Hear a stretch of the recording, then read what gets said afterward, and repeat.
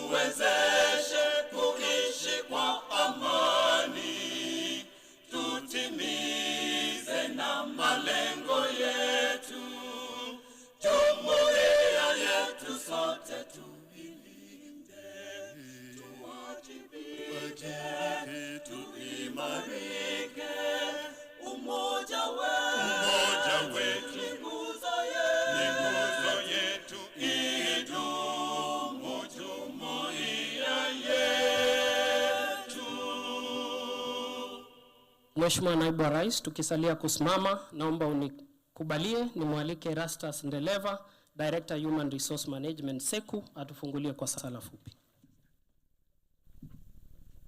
Shall we believe and pray? Our Lord and our God, this morning we are full of gratitude for what you've done to us. We have been planning for this conference, and truly today you are making it possible, King of Glory. We commit this day before thee. The next 2 days, to Jehovah God, we pray for wisdom, knowledge, and understanding. Guide each one of us. Pray for good health. When you see the end of it, O God, we shall be careful to give you the glory and honor. In Jesus' name we pray. Amen. Kwa ruhusa yako Mheshimiwa Naibu wa Rais, naomba tuketi. Tumpongeze Mheshimiwa Naibu wa Rais kwa makofi kwa kufika kwa muda ambao unastahili. Asante sana. Your Excellency, the Deputy President of the Republic of Kenya, Honorable Professor Kitui Kindiki, the Chief of Staff and Head of Public Service, Honorable Felix Kosgei, Principal Secretaries present, Chairpersons and members of boards, CEOs, MDs and DGs of government parastatals, Heads of Internal Audits, Secretaries of Standing Committees and Corporations, Chairman of Council, SEKU University, the VC, invited guests, ladies and gentlemen, Your Excellency, sir, with your kind permission, allow me to invite on stage Mr. Collins Kiprono, the Secretary Legal Office of the Chief of Staff and Head of Public Service, to lead the rest of the program. Naomba tumpigie makofi mengi sana anapochukua nafasi hii. Karibu sana. Thank you very much. To our chief guest, His Excellency the Deputy President, Professor Kitui Kindiki, our host, the Chief of Staff and the Head of Public Service, Mr. Felix Kosgei, all the PSS present, chairpersons of the state corporations and university councils, the independent constitutional commissions, their chairpersons, commissioners, and CEOs, board members chairing the core mandate to do with the regulatory space within the respective boards, CEOs, DGs, MDs of the state corporation, the corporation secretaries, heads of internal audit. Good morning. Good morning once more. My duty this morning, I'll be the moderator of this session and for the entirety of the day. And I wish to bring to the attention of our chief guest that this is the third annual regulatory conference, having done the first one at KSG in Nairobi, where people did their resolutions and people were able to understand that they are regulators in the first place. And our chief guest, we wish to notify you that even in the first instance, some of the people seated in this room did not know they are regulators in the first place, but now they know their mandate from the feedback, and that has been consistently reported because in the same year, 3 years ago, we went to KSG Mombasa, where now we got feedback from all the regulators on what is happening and while they're undertaking their mandate. The second annual regulators conference we did in University of Eldoret in Wasingishu County. And now this being the third one, which has been graced by yourself, and we are very grateful, is now being done at Southeastern Kenya University, SEKU. And most of them have actually admitted that this is the first time they are coming to this particular university. 99%. I don't want to allude to any particular person, including yourself, but most people in this room are saying they are coming here for the first time, and they've noticed that there is actually a university in this country that is sitting in 10,000 acres of land. Yes. So it is a deliberate move that is being undertaken by the Office of the Chief of Staff and the Head of Public Service to revitalize and re-energize the regulators, because they are very key and fundamental in terms of people facing, because when NEMA is not working, when KMPDC is not working, the government is felt not to be working. So without much ado, I wish to welcome PS Mweke to come and make his opening remarks and recognize the PSs and all the distinguished guests that have come for this particular session. That is PS Honorable Jonathan Mweke from the State Department for Livestock Development. Karibu sana bwana PS.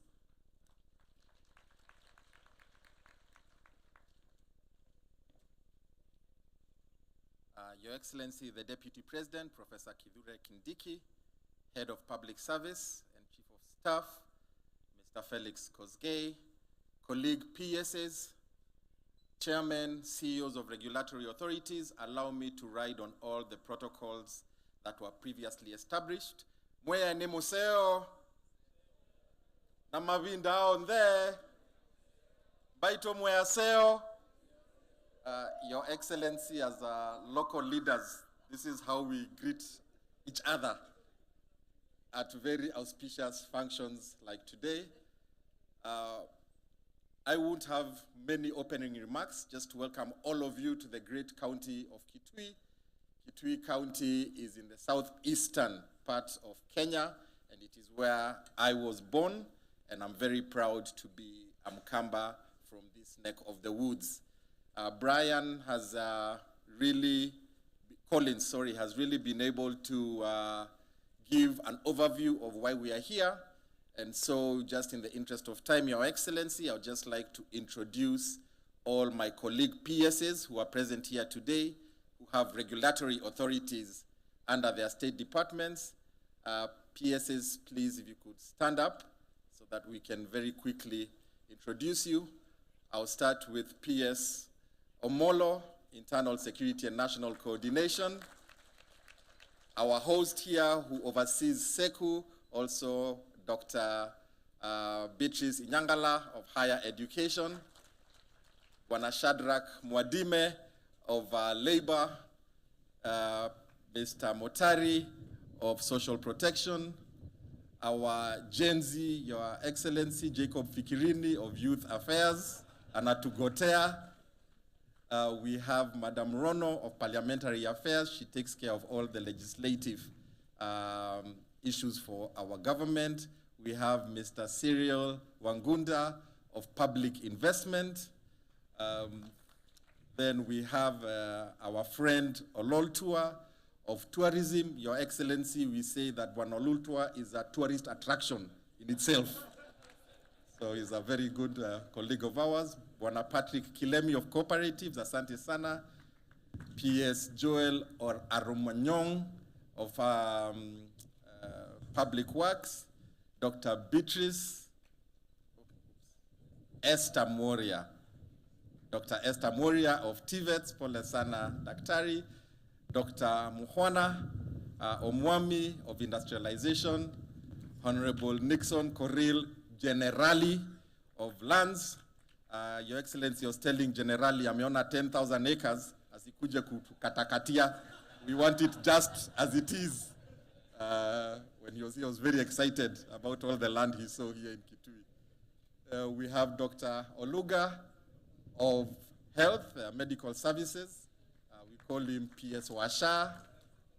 Mr. Stephen Isaboke of Broadcasting and Communications, Madam Betsy Njage of Fisheries and Blue Economy.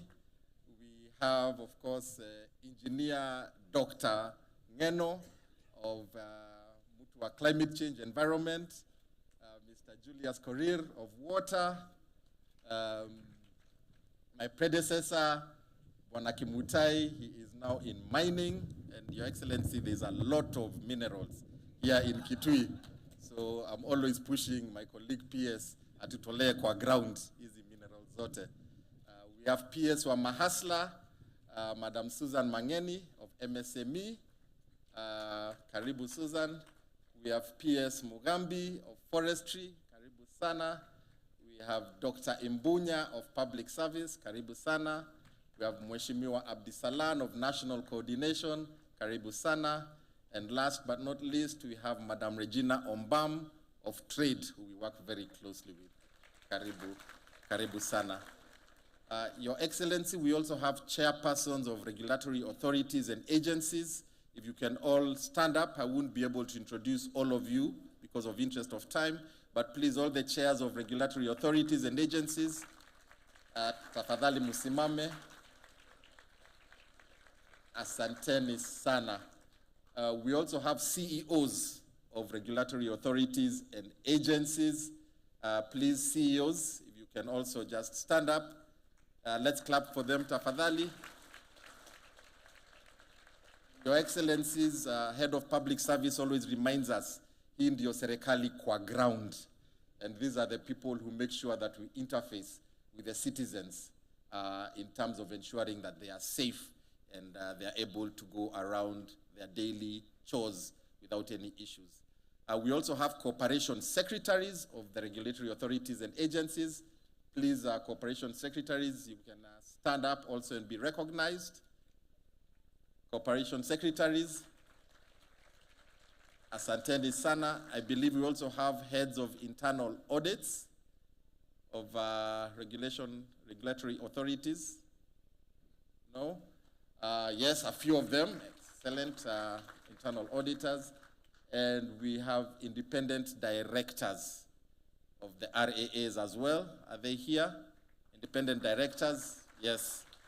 They also came. They're the ones who oversee their institutions. Your Excellency, thank you very much. This is the team that is here. We would like to give a special thank you to the Chief of Staff and Head of Public Service. He has really put us together as PSAs and regulatory authorities and kept us on our toes to ensure that as we regulate, we also enforce with a human face. We ensure that we don't overburden our citizens with too much bureaucracy and licensing. And most importantly, Your Excellency, the Chief of Staff and Head of Public Service always reminds us to enforce fairly, but also very firmly to ensure that our citizens don't just feel us on the ground as government, but that they enjoy our services, because many of them also pay for our services as we regulate them. Thank you very much for giving me this opportunity to say hello. We wish you a lovely 3 days in Kitui County. Na tafadhali padiem yenu yote ibaki Kitui. Tafadhali. Yote ibaki hapa Kitui. Ndio tujenge our local economy. Thank you very much. God bless you, and we wish you a fantastic day. Asanteni sana.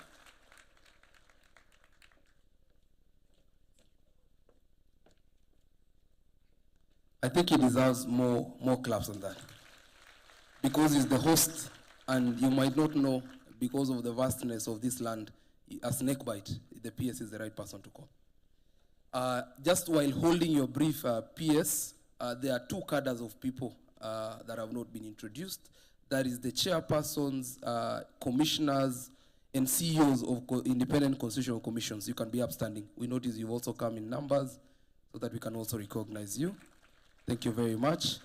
And to the staffers from the Executive Office of the President, both from the Office of the President under the Chief of Staff and the Head of Public Service, and the Office of His Excellency the Deputy President, you can be upstanding so that they see you've also come in numbers.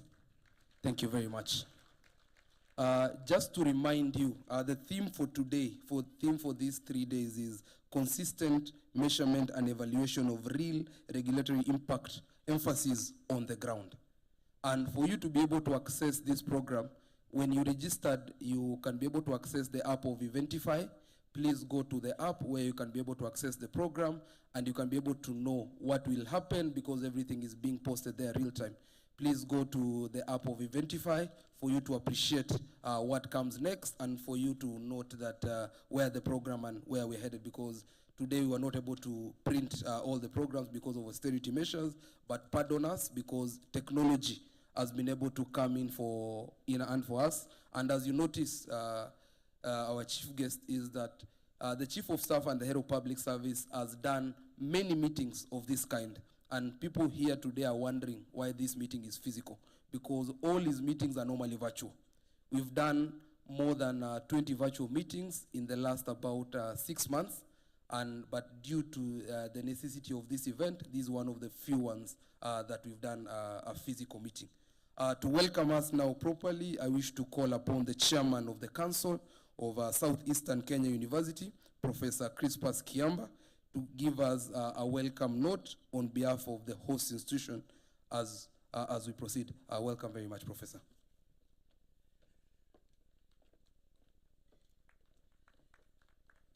Before you do the clap, let's get this behind us. My name is Dr. Ndari. I'm here to represent our chair, Professor Crispus Kiamba, who was unable to come. So for those who are wondering, why is this very young professor? I'm not yet there, but I'll get there soon. I was seated with a neighbor who confessed that they already sent their per diem home, and I asked them, are you going to pay for your hotel? They say there's free, sir. But that's a good thing. It's going to happen, and please leave as much money in SEKU as you can. Since I was sent by our chairman, please allow me to just read his speech. Your Excellency, the Deputy President, the Chief of Staff and Head of Public Service, distinguished heads of regulatory authorities and agencies. I've seen my peers is here, Dr. Beatrice Nyangala. If I don't mention your name, maybe there'll be a show cause at some point. I've seen my friend, we grew up together, Stevie Saboke. Thank you very much. Esteemed guests, on your extreme left is members of SEKU. Please, members of SEKU, rise on your feet so that you greet the people and welcome them. Thank you very much. Let me ask in particular for you to see our Vice Chancellor, Professor Douglas Shitanda. Professor is the one who has been working with the office of the organizers for this event to ensure that everything is seamless. Ladies and gentlemen, good morning.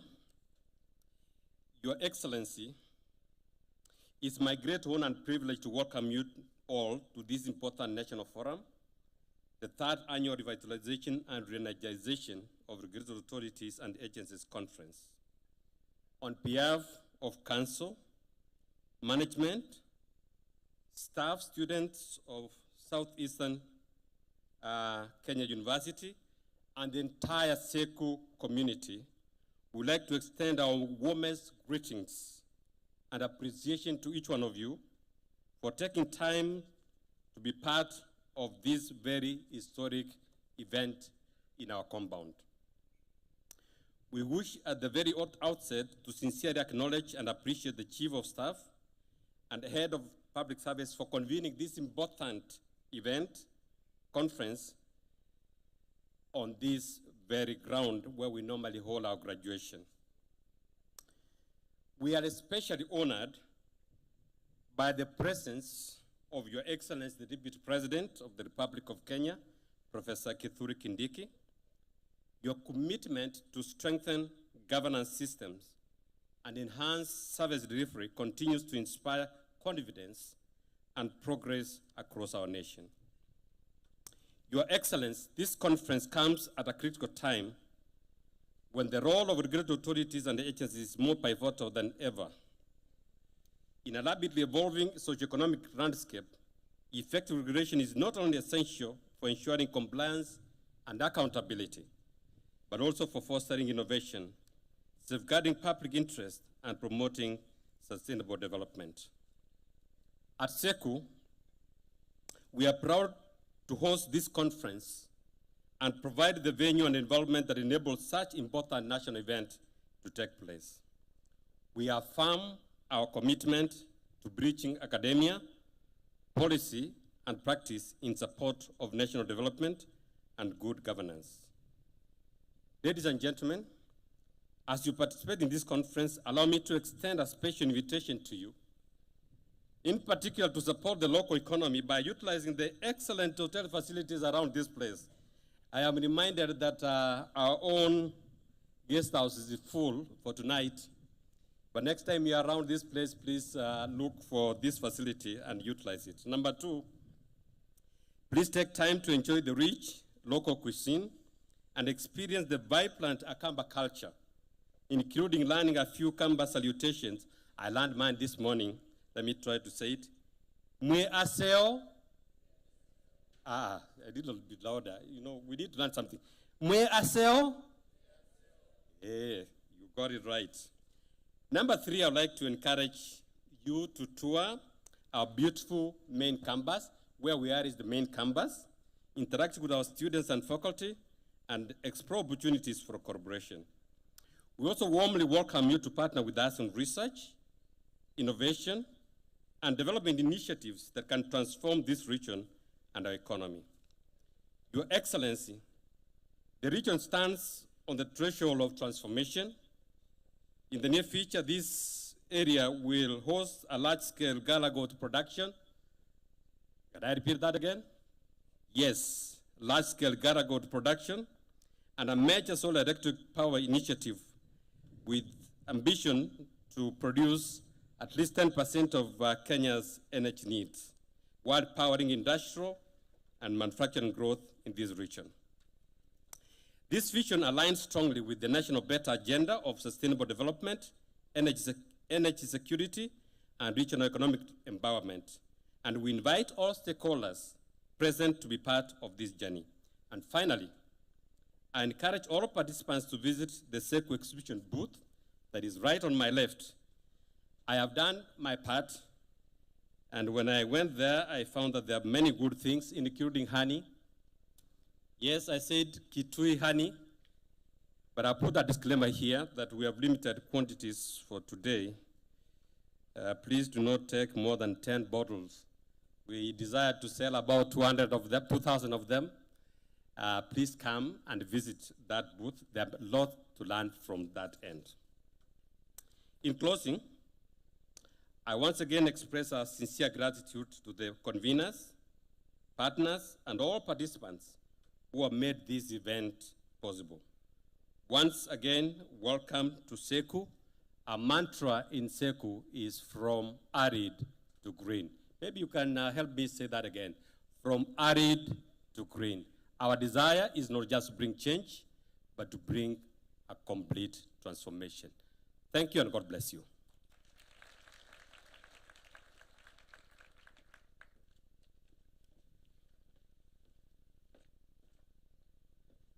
Thank you very much. All of us now feel welcome to SEPU. And it is at that point that I wish to welcome on stage PS Beatrice Nyangala to give keen remarks. Then you may proceed to welcome the Chief of Staff and the Head of Public Service. Karibu sana, Madam PS.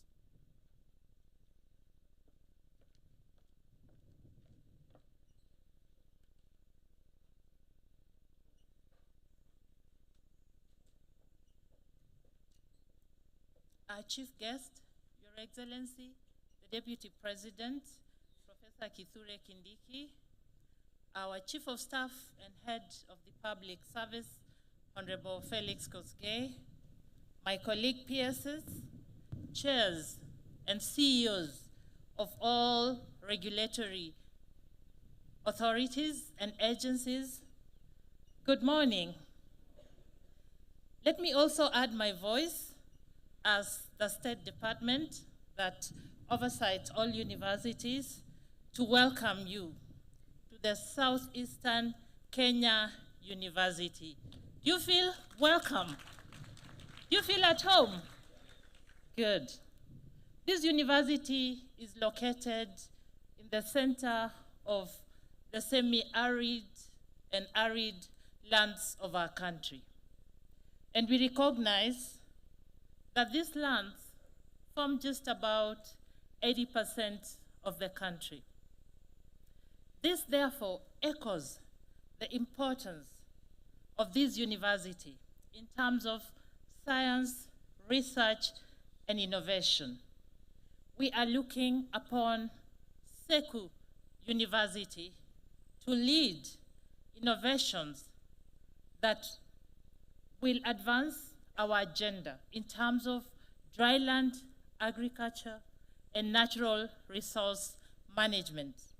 And I can assure you that we are putting all the resources that this university requires in terms of manpower, in terms of infrastructure, and skills and knowledge for it to lead this agenda. But most importantly, your convening in this university has a deeper meaning. Many years ago, all of us, I believe, walked out of a university with degrees and the power to do all that appertains to that degree. And subsequently, for each and every one of us gathered in this room, our president, Dr. William Samoei Ruto, graciously gave us an opportunity to serve in his government, to deliver for our people. And so, we reflect on the power of education, that education that you got in an institution like this. How is it helping you to make a difference in the institution in which you serve?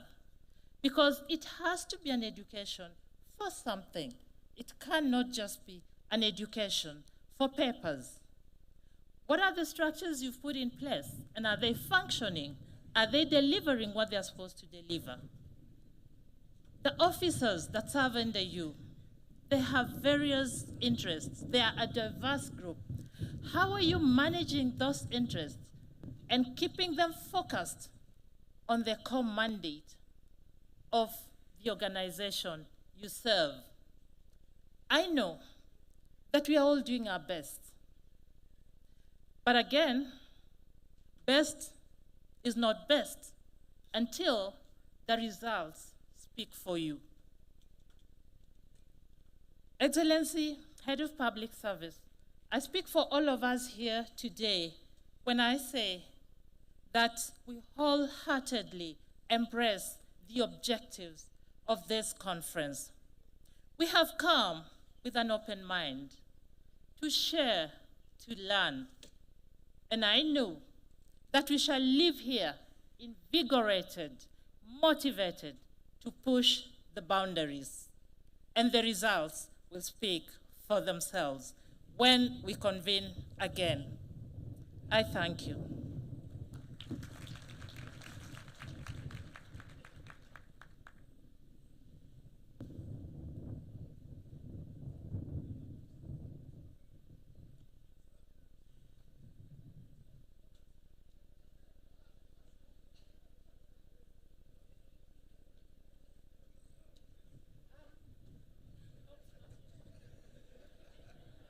I was feeling like a guest because Kiprono was doing such a good job. I thought he was going to give some buzz lines from my remarks. But, but again, there's a lesson here. We learn more from doing than from being told. Can we all stand? Can we all stand? Your Excellency, you may sit. Okay, I would want us to invite Hopes in a special manner. Let us rub our hands. Rub, rub, rub, rub, rub, rub. Okay, this is different. Okay, give me 3 fingers. Shake 3 fingers for our head of public service. Now please touch your cheek. Touch your cheek. Touch your cheek. Touch your cheek. Touch your cheek. Can you touch your cheek? Touch your cheek. Cheek. Touch your cheek. Touch your cheek. Okay, you see, we do more from what we see, not what we are told. You all got it right, but you are looking at me, and I'm like, touch your cheek, touch your cheek. Thank you very much.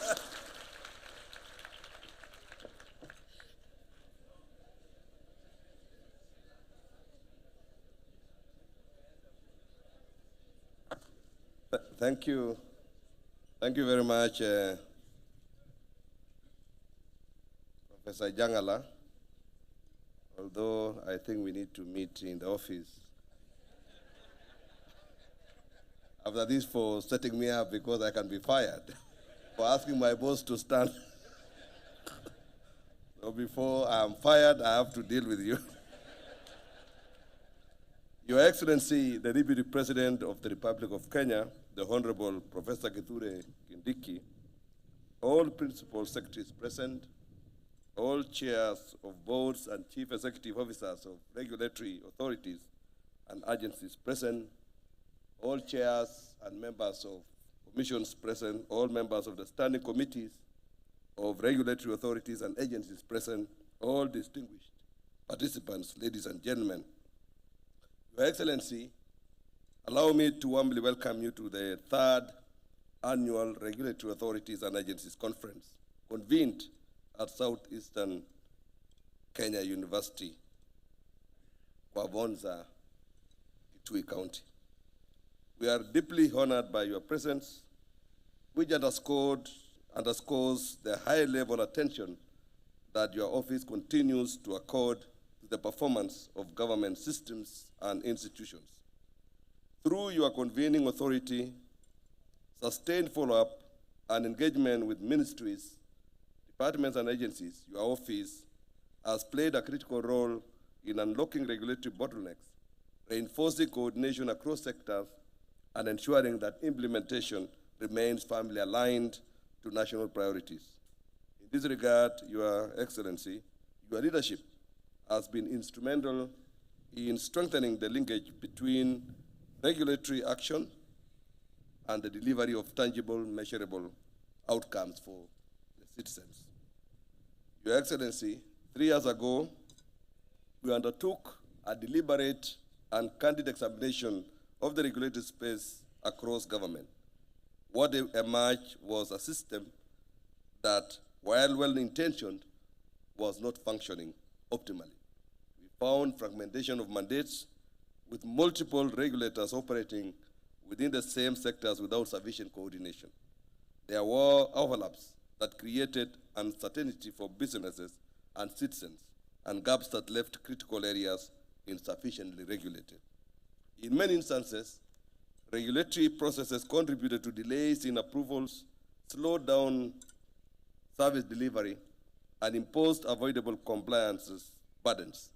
Investors were often required to seek approvals from multiple agencies for a single activity, sometimes with conflicting requirements.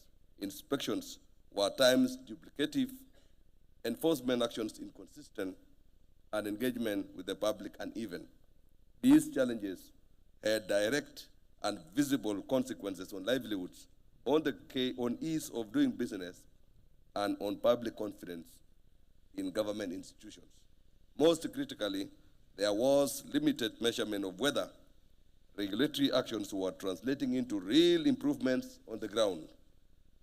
Your Excellency, these findings were grounded in a structured, evidence-based assessment that allowed us to interrogate how regulatory institutions were executing their mandates and where the gaps lay.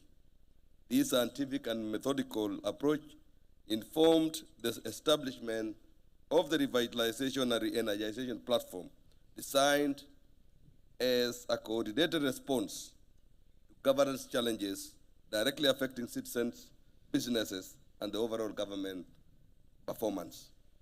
While regulators performed the core focus of this intervention, the platform was deliberately broadened to include other critical actors within the governance ecosystem.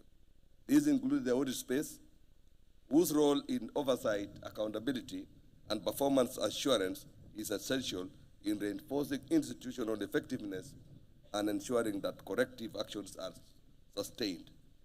Within this framework, regulatory authorities and agencies were specifically identified as catalysts and stimulants for positive change. By virtue of their mandate, regulators oversee implementing agencies, enforce standards, and interact directly with citizens, businesses, and markets. Their position at the intersection of policy and implementation makes them a powerful lever for improving service delivery and restoring public confidence. Your Excellency, in advancing this work, my office has been guided by the responsibility assigned under Executive Order Number 1 of 2025 to ensure the overall efficiency and performance of government. The campaign on revitalization and re-energization of RAs was therefore designed as a whole-of-government effort anchored on clear accountability and sustained coordination. This campaign targets key actors across the governance chain, beginning with principal secretaries who serve as accounting officers with oversight responsibility over regulatory authorities and agencies.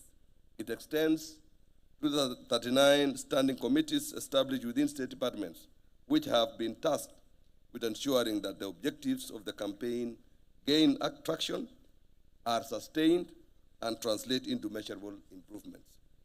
At the center of this effort are the 127 regulatory authorities and agencies, whose leadership is responsible for the day-to-day execution of regulatory mandates and for translating policy intent into practical outcomes on the ground. Your Excellency, the journey over the past 3 years has been deliberate and progressive. We began by restoring clarity of mandates and expectations. We then moved to strengthening regulatory tools, improving coordination across institutions, and deepening engagement with stakeholders. Today, we stand at a defining point in that journey. The question before us is no longer whether systems are in place, but whether those systems are producing results that can be seen, measured, and felt. This is the context in which this third conference is convened under the theme Consistent Measurement and Evaluation of Real Regulatory Impact on the Ground. This theme calls upon all of us to move from activity to impact, from process to outcomes, and from intention to evidence. Your Excellency, regulatory authorities and agencies remain one of the most visible expressions of government at work. It is through their actions that citizens experience order, fairness, safety, and predictability in their daily lives. When regulators function efficiently and in a coordinated manner, they stimulate economic activity, facilitate investment, and protect public interest. When they do not, the effects are immediate and widely felt. It is therefore imperative that regulatory action consistently demonstrates that government is working and working effectively for its people. Your Excellency, as we consolidate the gains made under this campaign, we are now entering the next phase of this journey. The intention going forward is for regulatory authorities and agencies to take full stewardship of this agenda. Regulators are expected to increasingly self-regulate, sustain the momentum of reform, and take ownership of strengthening coordination, accountability, and performance within their respective sectors. In this regard, they are expected not to drop the ball, but to ensure that the regulatory space remains strong, responsive, and impactful. It's also envisaged that the regulators themselves will take the lead in organizing future annual convenings as part of institutionalizing this platform and embedding continuous improvement within the system. Your Excellency, as we commence this conference, we do so with a clear sense of purpose and responsibility. This platform provides an opportunity to reflect on progress, interrogate our approaches, and refine the tools that will enable us to deliver measurable results consistently. I encourage all participants to engage openly, draw from evidence and experience, and remain focused on practical solutions that can be implemented and sustained. With those few remarks, Your Excellency, and I want to really thank you for finding time to come all the way from Nairobi to Kitui. I know, Your Excellency, you were keen to join us in Eldoret last year. But due to the timing of the conference, it was so close to Christmas, and I think all of us had decided to have other plans. But all the same, a strong team that you sent, about 5 cabinet secretaries came, and they represented you ably. Your Excellency, it is now my honor to invite you to give your keynote address and officially open this 3rd annual RRS conference. Thank you, and karibu sana, Your Excellency.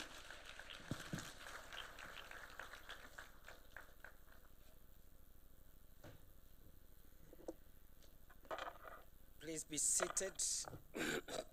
Please be seated. Hopes you have done better than Beatrice. She told us that we learn more by what we see, but not what we hear. She forgot to invite her boss.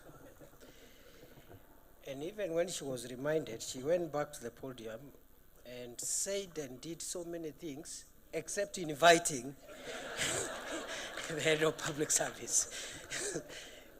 So I was asking P.S. Raymond, so what did Beatrice go back to do? Because she did not invite Felix at the end.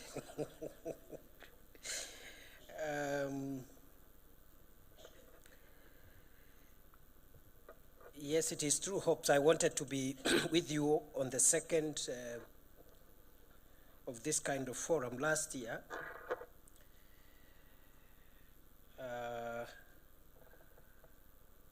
But I didn't go for early Christmas.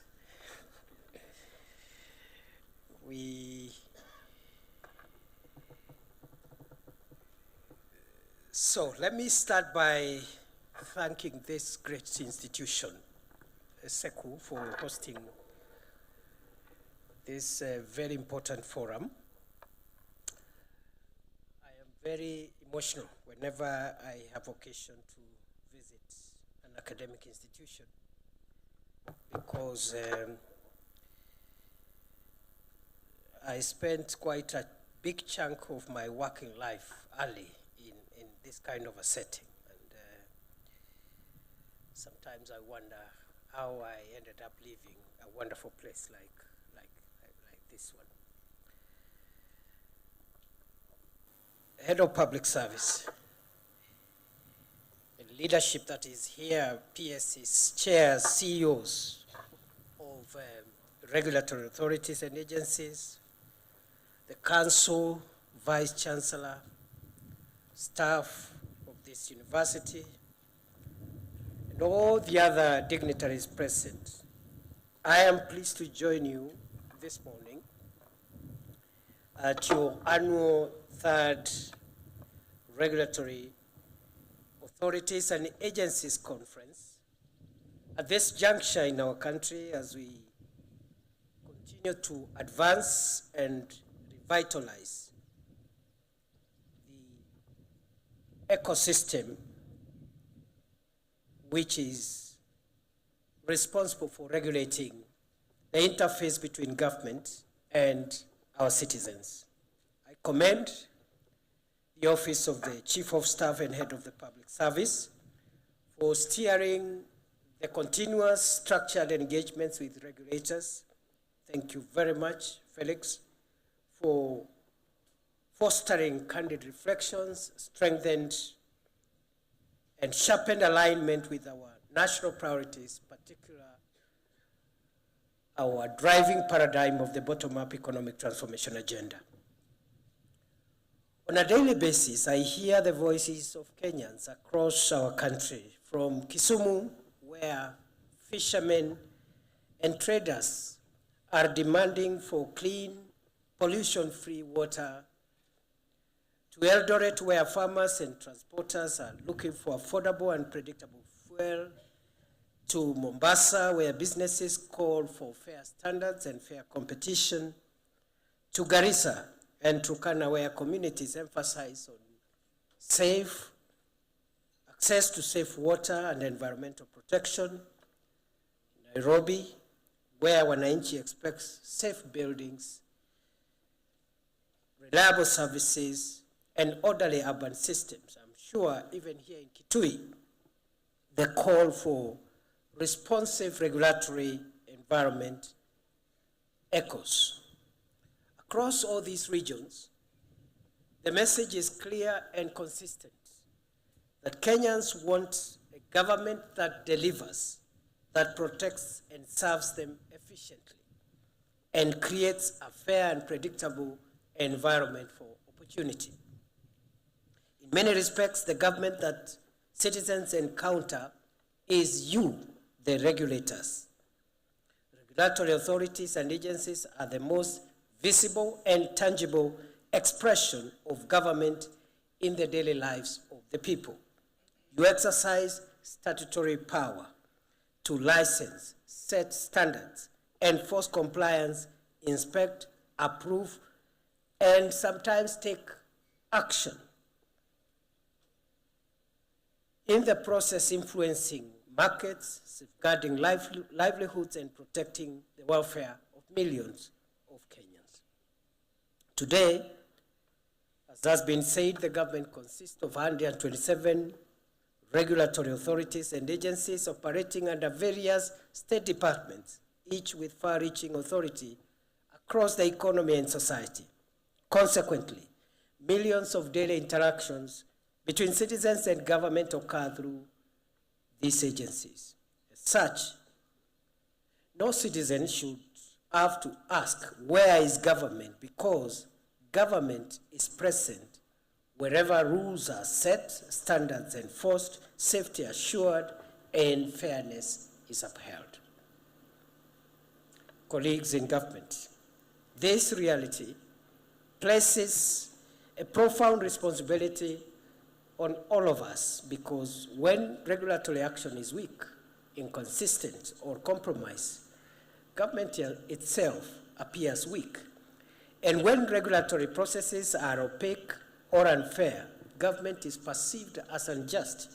But when regulation is firm, fair, and predictable, government earns trust, credibility, and legitimacy. This is why failures in regulation are so costly, because when buildings collapse, when water bodies are polluted, when businesses shut down due to multiple taxation, when no manner of regulatory ills affect citizens, they reflect a breakdown in the everyday touch points through which citizens judge government. The Constitution provides guidance on the obligations of the public service, of which the regulators are a part. Under Article 232, the public service generally is required to be responsive, accountable, transparent, and efficient.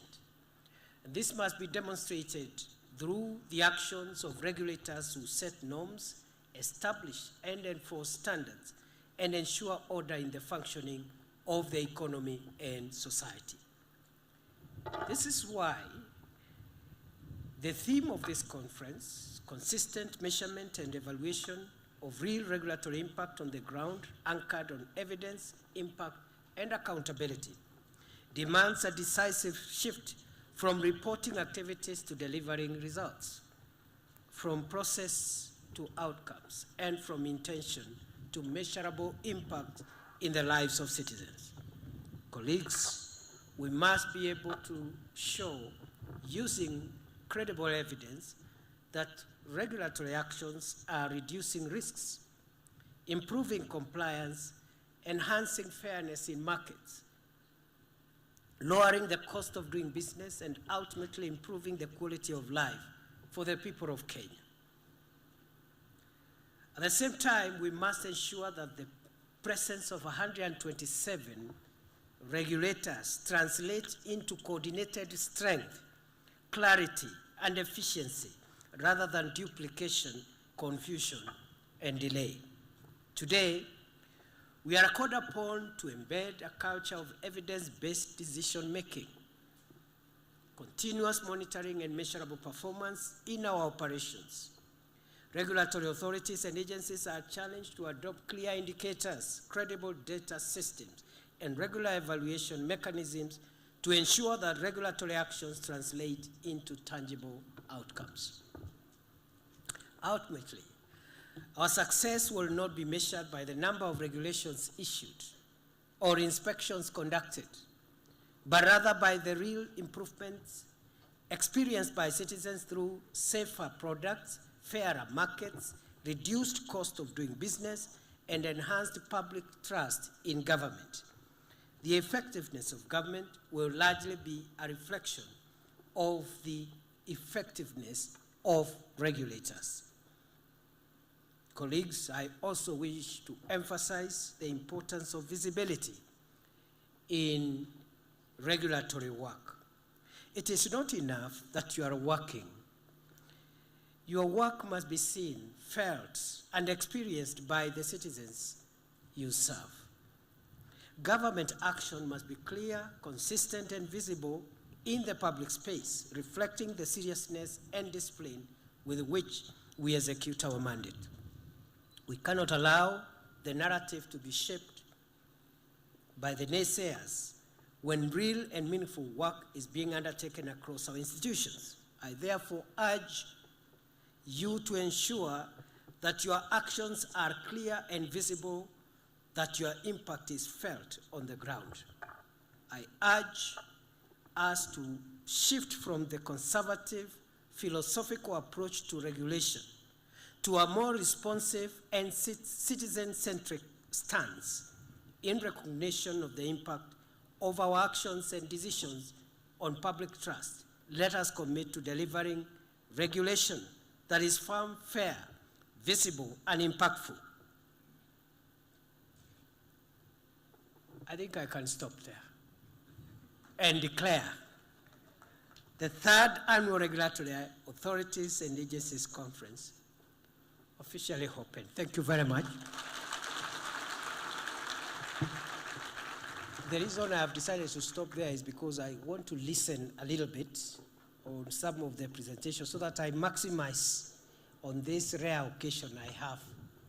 I was telling Felix that since I left academia some years ago, almost 20 years ago, I rarely get an opportunity to speak refreshing things and to get enriched. The kind of things I do on a daily basis are quite complicated things, you know, and the discussions are quite down here and difficult. So when I have a moment like this one, I savor it. So I will hang around for about an hour and listen to a few more speakers because I've seen wonderful people here, and I'm sure the resource persons who are going to speak have ideas that we can pick from. I've even seen my professional senior, Professor Makau Mutua here, who in 5 minutes can write a book. So please a round of applause for Professor Makau. I think he's one of the most successful sons of Kenya. Very humble, very measured, but Professor Macau, we may not know because we are at home, but I know the kind of work you've done around the world. And I still have very fond memories of our days in the third world approaches to international law in many places. And all the other colleagues, it's good to reconnect. I look forward to listening a little bit. And before I forget and get into trouble, like Beatrice almost did, I bring you greetings and good wishes from our leader, President William Samoei Ruto. Thank you very much and have a good morning.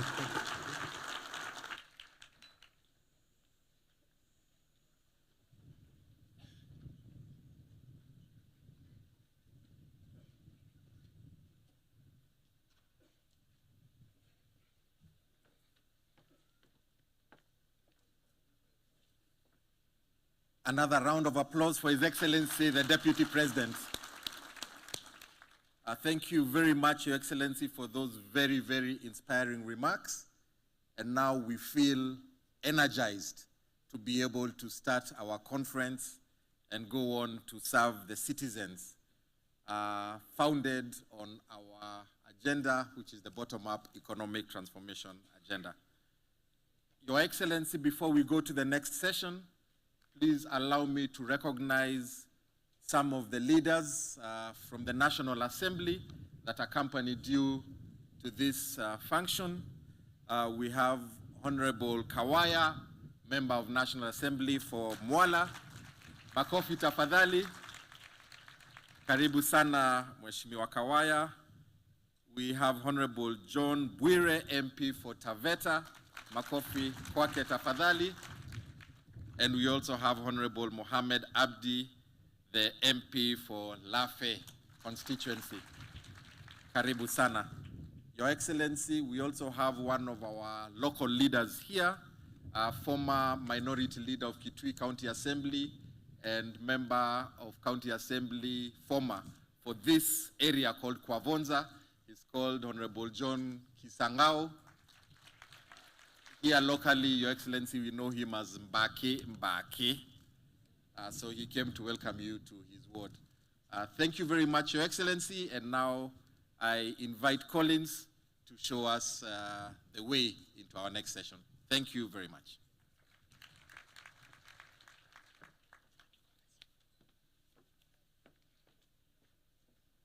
Thank you very much. Now that the session is officially open, I wish to call on stage two people, that is Dr. Linda Musumba and Alex Mwaniki, who will be taking us through the key features of the revitalization and re-energization of the RAS campaign. Dr. Linda Musumba is the head of department in the Audit, Legal and Regulatory Compliance Department, an office domicile within the Office of the Chief of Staff and the Head of Public Service. And Mr. Alex Mwaniki is the Director, Regulatory Compliance within the Department of Audit, Legal and Regulatory Compliance. Please, you may take up the stage. You can have the two microphones so that you can be able to proceed. Karibuni sani. Mukaribishe kwa makofi.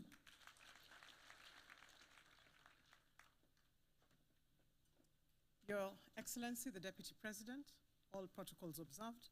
We'll make a short presentation with my colleague, the Director of Regulatory Compliance, Mr. Alex Mwaniki, on the reason for why we're here, the details of what our Chief of Staff and Head of the Public Service had indicated earlier, just so that you can be able to understand a little bit of why we're here. All right, thank you very much, Your Excellency. We'll go quickly. It's a presentation of why the revitalization and re-energization of RAS, and we hope the presentation can be put on the screen, please, so that we quickly follow. And Daktari, why did the Head of Public Service initiate this campaign in the year 2023? Essentially, Alex, the Head of Public Service, when he joined the office, of course, upon his ascendance to that office, one of the things that he did was to commence his tour of duty by carrying out a series of studies. And what he did was to initiated studies.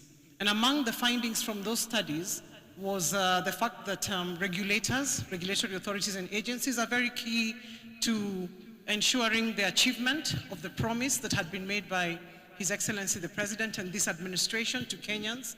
And therefore, that finding led him to think about regulators and the space that they can occupy to be able to ensure that there is achievement of those promises that had been made during that campaign. And of course, to address the inertia in the performance of regulators, we've always had regulators for the longest time, and he felt that there was more that could be done to be able to ensure that premier service delivery, which is a core goal of this administration, would be able to be achieved. Then the other thing that he thought about was to be able to capacitate all the regulatory authorities and agencies to be able to do their work and achieve their mandates, which are really, really core. Because if regulators achieve their mandates, then you're going to see Kenyans appreciative of the fact that they have been reached or felt by government, given that regulators handle very core services and duties in this country. Then obviously, to ensure accountability for citizens, so that I think you indicated earlier on, I think Collins mentioned, NEMA. So all of us, when we leave our houses in the morning, we experience either a good circumstance or situation in terms of rubbish disposal, and those sorts of things that Kenyans have habitually complained about. So it was to make sure that those things that press Kenyans, they are sorted out as quickly as possible. But Alex, perhaps you could be able to let His Excellency the Deputy President know who the actors in this campaign are. All right, and thank you, Daktari. And I have been assisted by our boss, the head of public service, who did indicate in his remarks who these actors are. But I'll quickly run through the next slide where we have the head of state and the messages that the head of state has given to all of us right at the helm. And then we have from our office, the Chief of Staff and Head of Public Service. Next slide. And under the Chief of Staff and Head of Public Service, we now have 40 principal secretaries. These are the 40 principal secretaries that have regulatory authorities and agencies in their State Department, cutting across every sector that there is in the Republic, from the health sector, from the aviation sector, environment, food, agriculture, name it. So we have the 40 principal secretaries, and these 40 principal secretaries have appointed 40 standing committees. The standing committees, Your Excellency, really just then assist the PS to follow up on the various things that have come from the head of public service and to ensure the various returns that have been sent to the head of public service are analyzed. And it's also the point where if there are any issues that a regulator is facing, this is the first point that they would go to before then being escalated upwards. Now, we have 129 chairpersons of boards of regulatory authorities and agencies. And below them, we have 129 chief executive officers who are all present here, 129 corporation secretaries, 129 heads of internal audit. And these 5 categories, Your Excellency, are important in closing that loop. So you have a head of internal audit who understand what is this campaign asking? What does it mean to audit just more than the financial resources that we are used to from the heads of internal audit? Are they now auditing that you have a mandate under your enabling instrument to perform certain points, and are you doing it? And finally, we do have hundreds of implementing agencies, Daktari, and of course, the public that we all serve to ensure that they get the premier services that this government has promised the public. Now, moving on, Daktari, what are the milestones or what are the strategies that the head of public service or the office of the head of public service has used in this campaign? What it is that what has the office done? What scientific ways have been used, and what is being done as we speak to ensure that that vision of His Excellency the President is achieved? Thank you. Thank you, Alex. Clearly from the figures that you have narrated there, quite a number of people, and I think in short we have 129 regulatory authorities and agencies. So among the strategies, the first one, of course, is circulars and guidelines. I believe members in this room, all regulators, our principal secretaries, and our chairpersons and CEOs, the corporation secretaries and heads of internal audit have received circulars that have been sent by the head of public service, informing them of what they need to know, bringing to their attention things that they need to take into account. Accompanying those circulars have been guidelines that have been produced within the office under the direction of the head of public service, which explain, for example, the biannual reporting tool that you normally fill every 6 months to be able to clock your performance. Those are some of the guidelines that you have received to be able to know what to do. Others are sensitization and training. We've had a number of trainings where we've been able to call regulators. You remember meeting in Nairobi, in Kisumu, to be able to be trained on how to fill the biannual reporting tool. Of course, stakeholder engagement by regulatory authorities and implementing agencies. As regulators, you, of course, carry out sensitizations and also you hold stakeholder engagement. Some of you have called on the public service, and we've been able to come to some of your meetings where you've been able to engage with your stakeholders as you bring to their attention the expectations that there are. The biannual reporting tool, one which Alex will speak about in more details, Your Excellency. This is a tool that has got parameters and markers. It is still what we would call a simple tool because I believe that in time there can be a more complex tool developed to be able to measure even deeper parameters. But for now, at the start of the campaign, the head of public service thought we should use a simpler tool just to be able to align the thinking and begin measuring things. So one of the things that has been interesting for us is how to be able to measure, how to cause measurement across different entities doing different things, but nonetheless still making an attempt to be able to measure. Then we've also been able to do tracking and monitoring. Internally, of course, the regulatory authorities and agencies have their own internal methods to be able to track and monitor. The same with the standing committees. At the Office of the Chief of Staff and Head of Public Service, we are very keen. He's actually very keen, being a scientist himself, on tracking and monitoring. So we have a lot of tools in the office that we use to be able to measure and track. I think the majority of you will attest to the fact that when you have not handed in your report on time, we have called you. And how do we know? It is because we are tracking, we are monitoring everything that is being done under this program. And then, of course, the annual regulatory authorities and agencies conference, this being the third, for which we are grateful to be able to meet all of us. Another thing, Your Excellency, the head of public service has been keen on meeting all actors together to be able to meet our principal secretaries who lead within the state departments, meet them at the same time or together with the standing committees, at the same time with the corporation secretaries, the CEOs, and the heads of internal audit, because it's a loop. If you call only the PSs at all times, no doubt there are meetings which will be exclusive for the PSs. There'll be those that will be exclusive for the different, but often it is good to be able to call them together, as the head of public service has pointed out, so that there's alignment and the loop is closed. The information is communicated at the same time and people receive it at the same time in the same way. So Alex, perhaps you could maybe draw attention. What are some of the milestones from the efforts that have been made by all these people who are gathered in this room? All right. Some of the milestones, and I'll go very quickly through these ones, is that there was an exercise at the beginning of this administration where the office reviewed the executive order to isolate all institutions that carry out regulatory mandates or roles and onboard them to this campaign.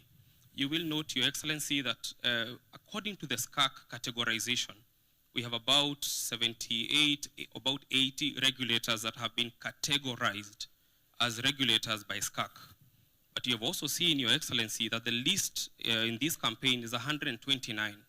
So that exercise involved going through the statute of every agency that we have in government and picking out, of course, there's the obvious 78, 80 that are regulators, but then beyond that, we have a whole lot of others who have a mandate that is regulatory in nature.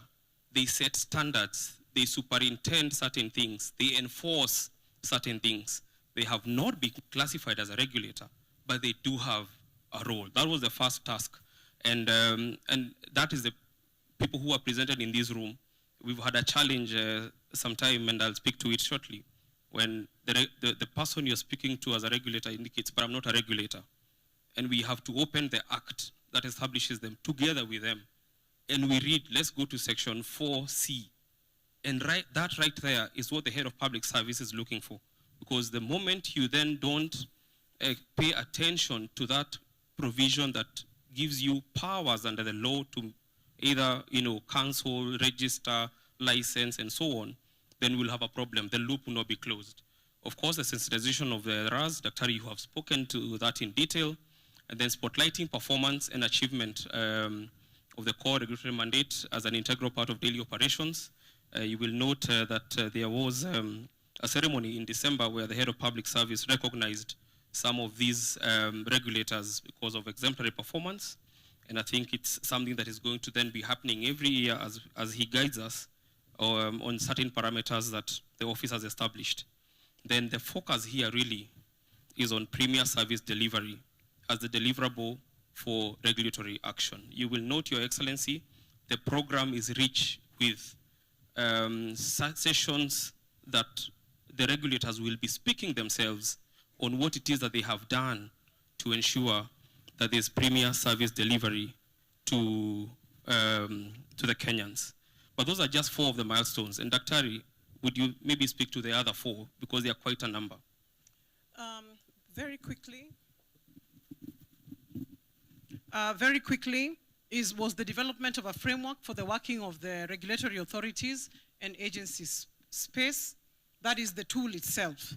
To make that tool, we were able to have feedback from some of the regulators who were able to tell us their thoughts, as well as from the principal secretaries. We sent out a questionnaire just to be able to get feedback on that. And then today, Your Excellency, there's the regular self-evaluation as a mechanism for managing and progressing performance. This is where you ask regulators to be able to evaluate themselves based on certain parameters. Being the 3rd year and with about the 4th or the 5th biannual report, we track from the last 2 that a regulator has been able to hand in and see whether you rated yourself at 5 in the last 3rd one. The last one, perhaps you rated yourself at 7, and this time maybe you've given yourself an 8, and just see that growth and how it, how it progresses. Then the annual RAS conference, this being a very wonderful space for regulators to be able to have peer review and be able to speak to one another. There has emerged, of course, a community now of the regulators who know one another, and they're able to cross-check and find out more about what each is doing. We've also seen some regulators collaborating, being able to work jointly because their mandates either overlap, that's a solution to the overlap, or their mandates are complementary, and therefore working together has been a good thing. Something that the head of public service alluded to, the element of self-direction, hoping that, as he said, in the conferences, from this conference going forward, that there can be an element of the regulators themselves also taking charge of themselves to be able to come together and see how they can be able to move together. So I think lastly, Alex, perhaps you could be able to talk about, what to look forward for in this 4th campaign, the 4th year, entering the 4th year of the campaign. All right, as we move to the next slide, the things we are looking forward to as we enter the 4th year of this campaign, we are pressing on to Singapore, Your Excellency. We are pressing on to Singapore. What we are trying to look for, what we are trying to achieve is the visibility of the norms and the standards that you set as regulators, a facilitative posture. The head of public service from the beginning of this campaign, Your Excellency, has had a consistent message. Yes, you are a regulator. Wewe ndio mwenye kiboko. When something goes wrong, you're the one to come and, and punish, so to speak. But as a regulator, you must also then be seen to be facilitative. So it's a thin balance, Your Excellency, that the regulators have been urged to achieve, in as much as Natua Kiboko, I'm also facilitating compliance. So that is not when a regulator comes on site, when they see an EMA vehicle, or they see an NCA vehicle, or they see the next vehicle, then people are running and scrambling. Or they see Nakada. I think those are the ones we are more used to, people running when an Nakada vehicle passes. But it is to be more facilitative in as much as we are looking at enforcement. So that balance, to achieve that balance of facilitating and of course ensuring there's compliance and enforcement, what we look for in the fourth year is enhanced stakeholder engagement. We will not move far if we are not moving with our stakeholders. And that alliance has to be built for compliance. This is to implementing agencies and the public. The third is for us to develop acting reporting tools. We note, Your Excellency, Head of Public Service, some of the feedback that we have received is that some of the RAS have now started issuing biannual reports to the implementing agencies. The same way that the Head of Public Service requires you to submit your biannual reports, the feedback from yourselves is that we have also developed custom-made certain forms that require our implementing agencies to return, and of course, the issue of requires strict reporting thereof. So yes, you have submitted the forms, but are you following up to ensure that everyone has complied in terms of the returns that you then seek from them? And of course, all actors to take lead. And again, I say again, Your Excellency, the Head of Public Service invited, particularly from the agencies, actually 6 people. You have the chairperson of the agency, you have the chairperson of the independent board committee or the committee that deals with the core mandate, you have the CEO, you have the corporation secretary, and the head of internal audit. So even if a chairperson was to leave because the end of term or for whatever reason, there's a board member who's there. If the CEO is to leave, you have the corporation secretary, who is again the link between management and the board. You have your internal audit present. And these core heads are the ones to take the lead and to cascade whatever needs to be cascaded down to everybody else. And the last, as we look forward to the fourth, again, as the Head of Public Service indicated in his remarks, is the challenge of self-direction. The challenge of self-direction to ensure that from now till the fourth conference, we have a small committee formed by yourselves that would run this campaign in collaboration with the Office of the Chief of Staff and Head of Public Service. Alex, perhaps maybe you could just, if Collins allows me, he's supposed to then take you, Your Excellency, through the results of the biannual reporting tools that have just recently been returned by the regulators. So if you kindly allow. Thank you. This will be a shorter presentation, Your Excellency. Most of it has been covered from that initial presentation. If we go to the next PowerPoint presentation, Silas, would be grateful so that we quickly run through this. And just to, are we on? Okay. So these are the biannual reports that were developed by the Office of the Head of Public Service.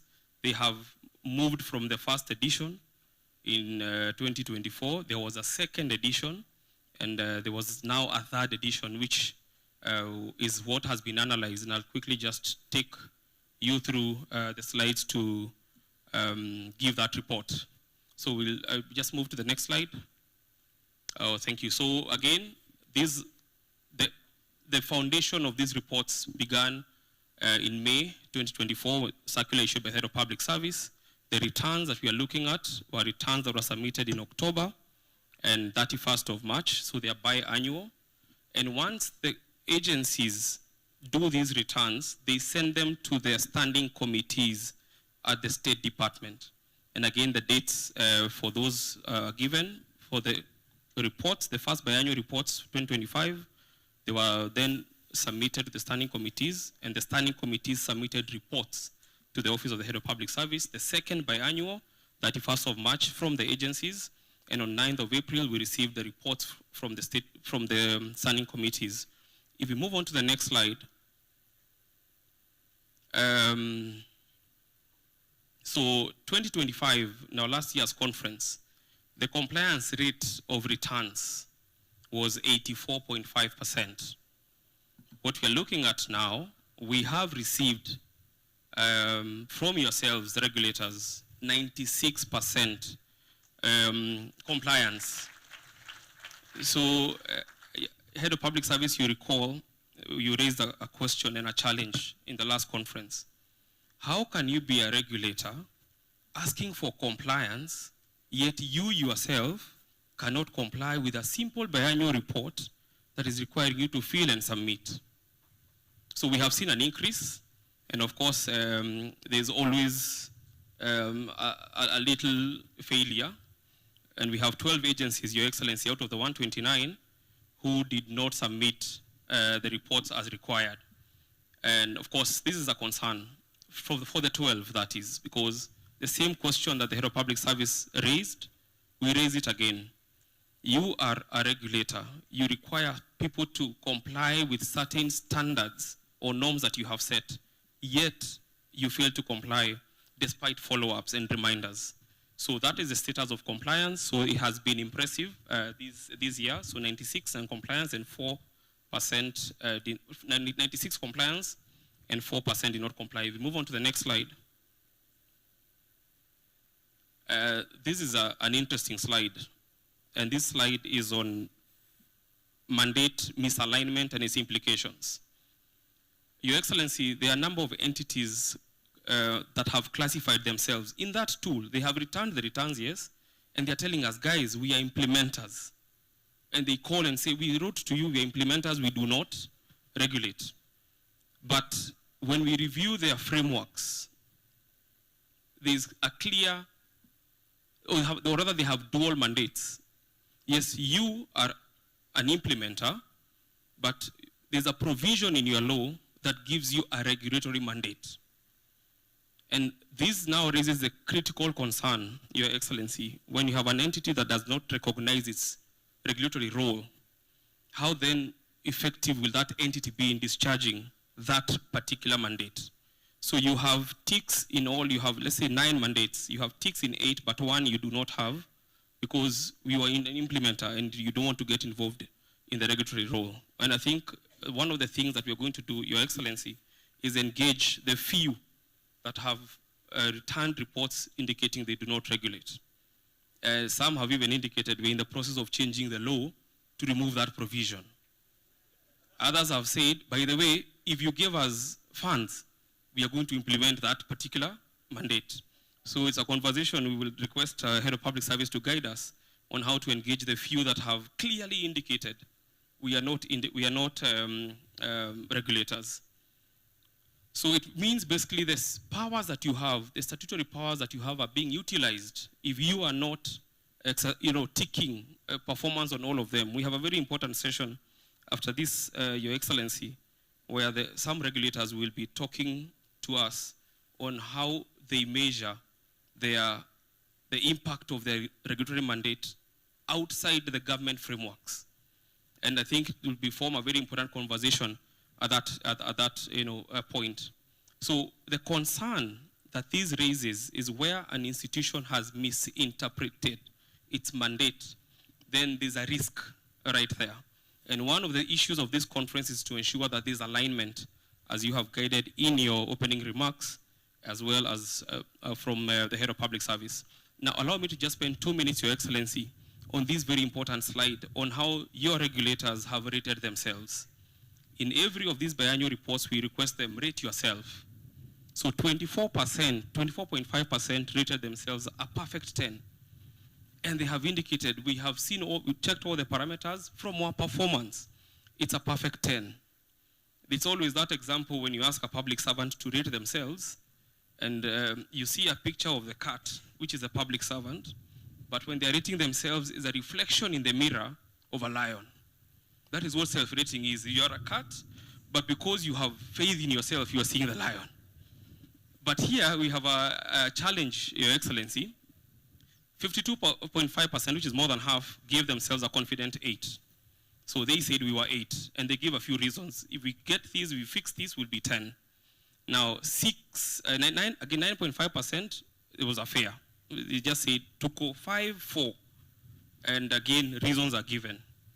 And the 9.5% did not rate themselves. Your Excellency, these are the people who said we are not regulators. So in that tool, they said NA, NA everywhere. So even the rating themselves, they did not rate themselves. And the question that begs is, the Head of Public Service has requested you to rate yourself.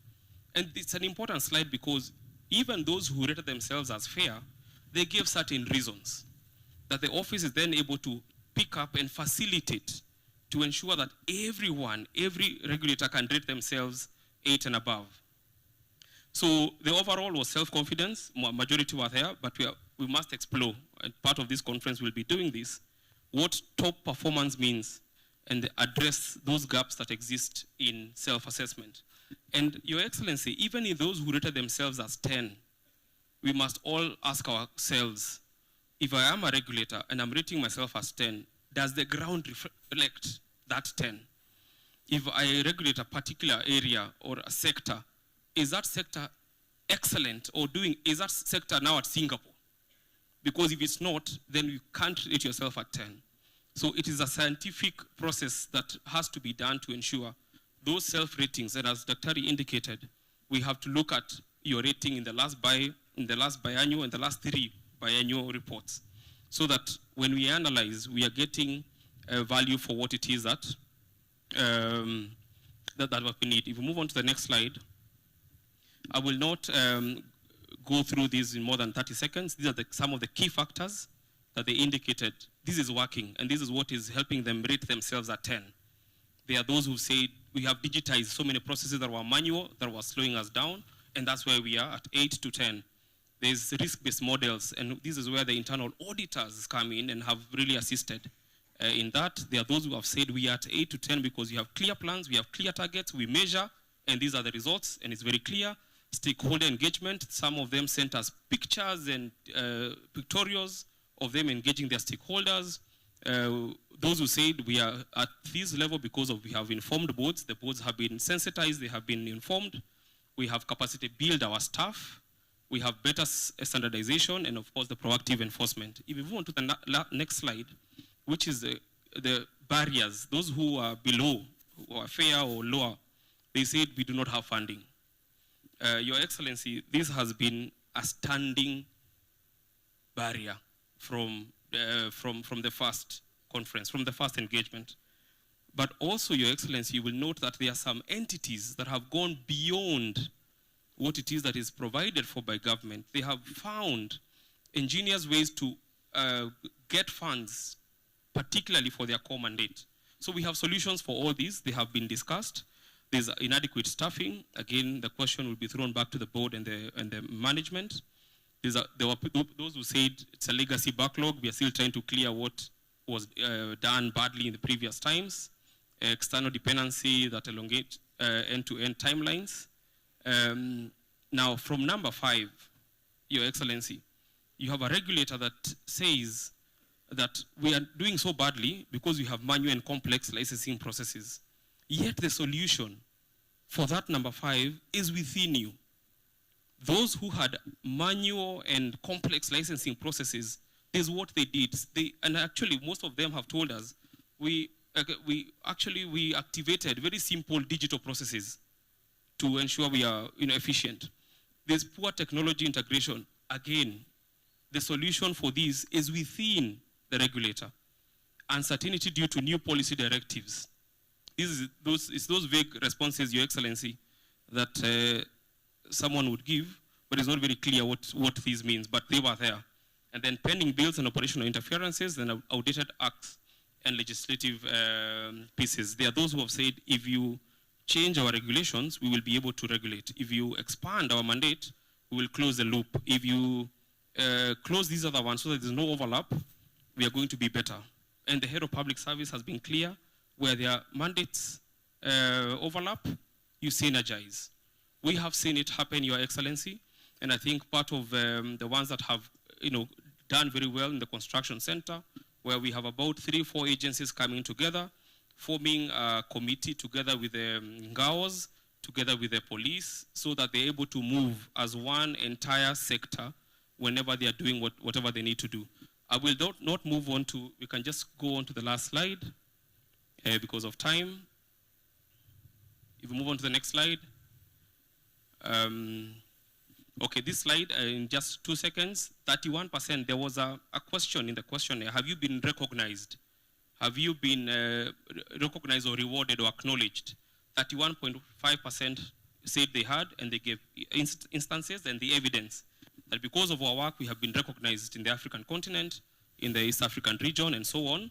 and that's 31.5%. So 31.5 of 129 have been recognized. Your Excellency, last year the number was much lesser, so there has been an improvement, and as a result of this campaign, we have seen more visibility of these regulators and also being recognized. Let's move on to the next slide. Next slide, we have some suggestions, and these ones came from the RAS. If you move on to the next slide, move on to the conclusion, the last slide. Previous slide, sorry. Just allow me to, one of the suggestions here, besides the digital transformation overhaul, is the zero tolerance enforcement policy. And this is an element where it is your members of staff, it is your compliance officers, it is the people who you send out to ensure this compliance that make all the difference. And this again is in line with what was mentioned here earlier of that campaign that the head of public service has initiated of prompt corrective, lawful consequences, prompt corrective action and lawful consequences for infractions the public service.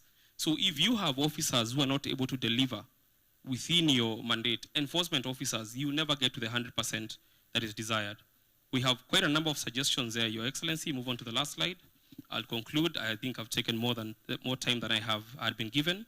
But just to conclude, we spoke about the 96% compliance.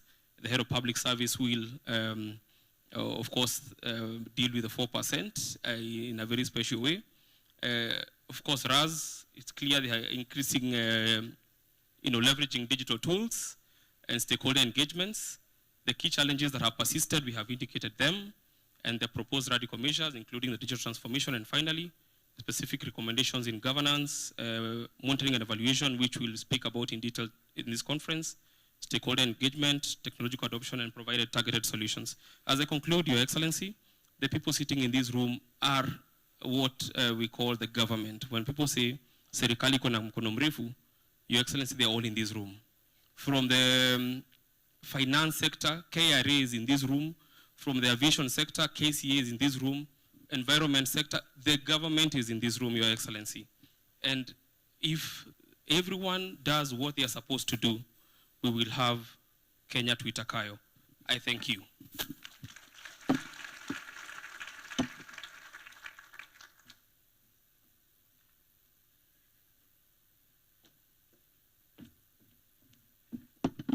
Makofi tena.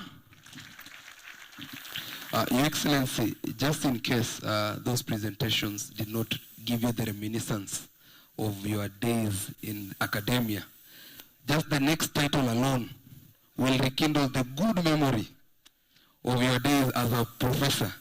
Now, the next presentation is going to be done by the senior advisor to the President on Constitutional Affairs, that is Professor Makau Mutua. Let's not clap yet, let's wait for the title. The title is even more captivating than the name. The title is the constitutional grounding for the setting of norms and standards and their enforcement by regulatory authorities and agencies. It feels like an introductory course in the social foundations of law.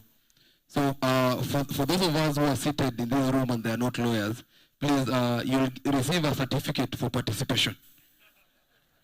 For Law Class 101, that is the social foundations of law. So please, let's pay attention for the next few minutes so that you can all receive your certificates. Karibu sana, Professor. Thank you very much. When they elevate you, they intend to bring you down. So you should always be careful when they sing very many praises of you. Of course, with the exception of what the Deputy President said, Your Excellency, the Deputy President of the Republic of Kenya, Professor Kitui Kindiki, and my colleague in the legal profession and in the professoriate. Professor Kindiki is a thinker and an academic of no mean repute. And I just want to say that we never had a government in this country that is led by two PhDs. The president, of course, has a doctorate, and so does the professor here. And so therefore it is, if you want to think about it this way, it is a thinking government from the very top. But one thing that humbled me and almost brought me to tears was the very kind words that the Deputy President said about me. As he knows very well, when you go to the academy, you don't go there to get accolades. You go there to think, and you go there to help society, because society is the one that educated you. And for me, and I think for him as well, because we come from the part of the world that used to be called the third world, our scholarship is not done to amuse ourselves. It is done to help our societies. And, you know, so I want to say I'm so pleased to see a professor in this hallowed office of the Deputy President. And I want to say that you set a good example, that there is hope,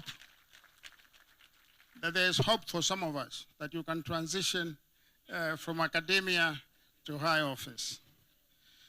I also want to thank my good friend Felix for inviting me to say a few words here at this conference. I don't take it for granted, Felix. I appreciate it very much. And I can see from the presentations that have been made here that a lot of work has gone into reforming the regulatory state that is there in Kenya. I wanted to say that for most of my life, I've existed outside the state. In fact, in contest against the state. And at one point, some of you may not know, I was actually exiled by the state of Kenya.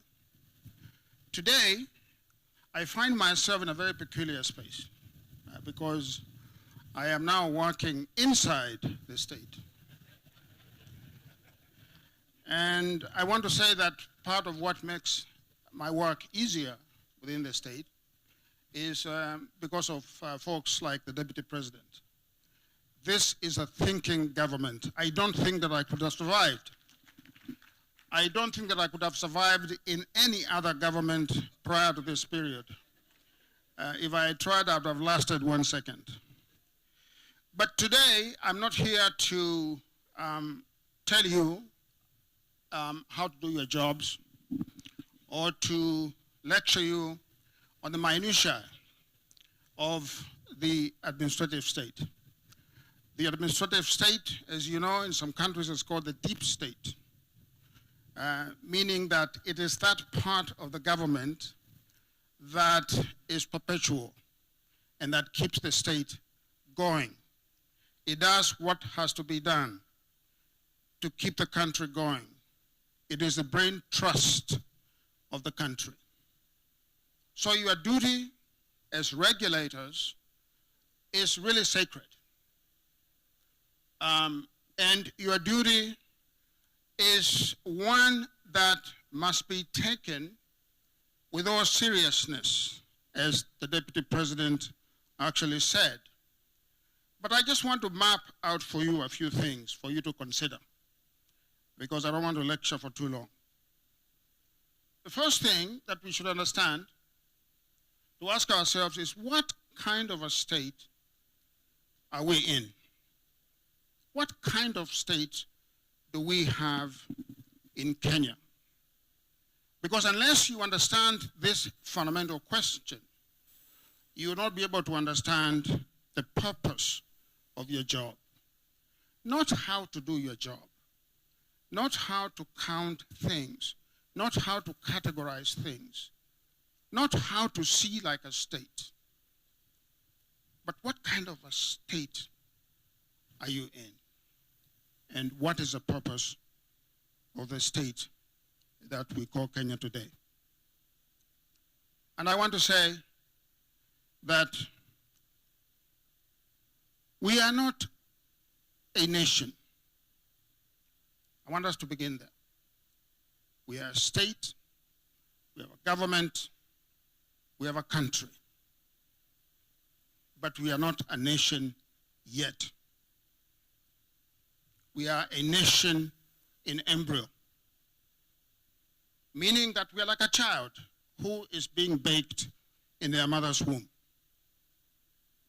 And I say this as a student of the African state, and as the Deputy President knows, he's also a student of the African state, and the others in the audience I'm sure are. This is not a state that we ourselves created.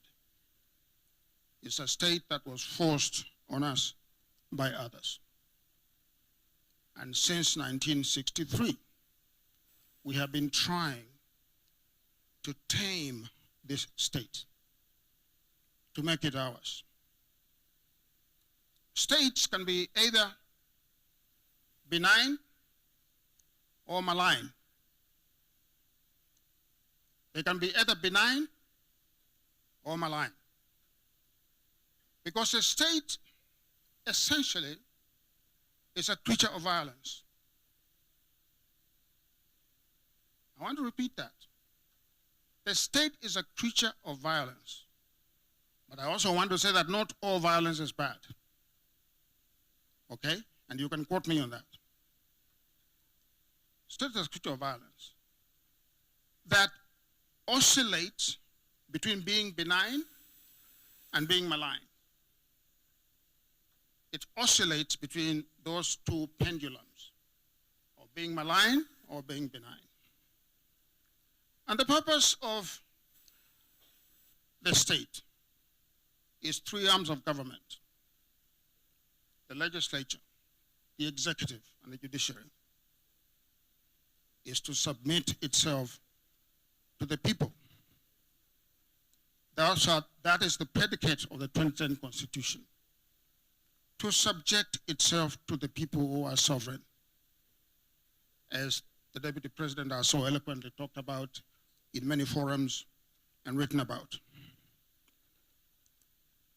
This is the first objective of the state: to understand that the people who live in it are not subjects, that they are citizens. That the colonial state treated us as subjects. And since 1963, what we've been trying to do is to transform ourselves from subjects to citizens. Subjects have no rights. Citizens do. Subjects do not control their destiny. Citizens do. Subjects do not control their state. Citizens do. So this is one overarching normative lesson that regulatory agencies and authorities must understand. That you are not here to superintend over citizens. You are not here to imagine that you are more important than the citizen, because the highest office in the land is not the office of the president, it's not the office of the deputy president, it is not the office of the directors of agencies. The highest office is the office of the citizen. So this is the fundamental lesson that I think all agencies must understand. And it is a movement, the transformational movement, both culturally, intellectually, and mentally, that agencies must learn to decolonize the state, to decolonize power, to decolonize attitudes of authority. This is the first lesson that we must understand. Because otherwise, the state will become a leviathan. The state will become a leviathan. The leviathan is a sea monster that is very difficult to control. Okay? In a sense, the colonial state was a leviathan.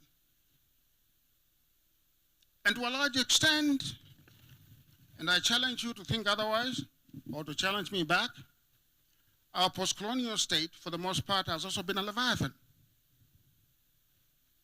So what we did in 2010 was to take both normative, practical, legal, and constitutional steps to transform our state from being a leviathan to being a state of the people, to help us cohere as one nation, to help us develop a national consciousness as a people, what the Germans call a national zeitgeist, a national consciousness, which says that we are Kenyans. We are Kenyans, whether we come from Tharaka Nithi, whether we come from Kitui, whether we come from Samburu, whether we come from Wajir. We are Kenyans. And without that fundamental belief and submission to that notion, and the transfer of our loyalties from our identities into the idea of Kenya, your regulatory agencies will not perform because you'll be tribalized. You'll be driven by ethnic calumny and bias. And no matter how much paper you push, you can never overcome it if you don't have a national consciousness as a public servant. You must have that zeitgeist as a Kenyan. That is number one. Number two, the state that we got to defang and reform the post-colonial state, and it's been a very long journey, decenters the state from public life. Imagine that. The 2010 Constitution decenters the state from public life and puts the citizen at the center of public life. The 2010 Constitution is a constitution of permission, not a constitution of prohibition. As a normative value in the 2010 Constitution, it's a constitution of permission, not prohibition. And the reason why it is a constitution of permission is because the colonial state was not a state of permission. You know, if you ask your grandparents, they will tell you that Africans were not permitted to drink commercial beer. In fact, when Jomo Kenyatta came from the UK, he used to sneak into the house of, into Yash Guy's house, the father of Yash Guy, because Yash Guy, because the father could buy bottled beer, and he could not, which he had been drinking in England. And so he would sneak in there to get his shots of beer. That's a constitutional prohibition, a state of prohibition. Ours now is a constitutional permission. So as regulators, you normatively approach the citizen as though he has permission to do something. You don't start by thinking that he is prohibited from doing something. Sio kumwambia hapana. No. You have to try to accommodate the wishes of the citizen. And what is the purpose of all of this? The purpose of all of this is to maximize happiness among the people. You as regulators, whether you like it or not, your job really is to maximize happiness. Did you know that? It's to make me happy, not to make me sad. When I come to your office, I want to go away whistling in the wind in happiness because you have served me as a citizen.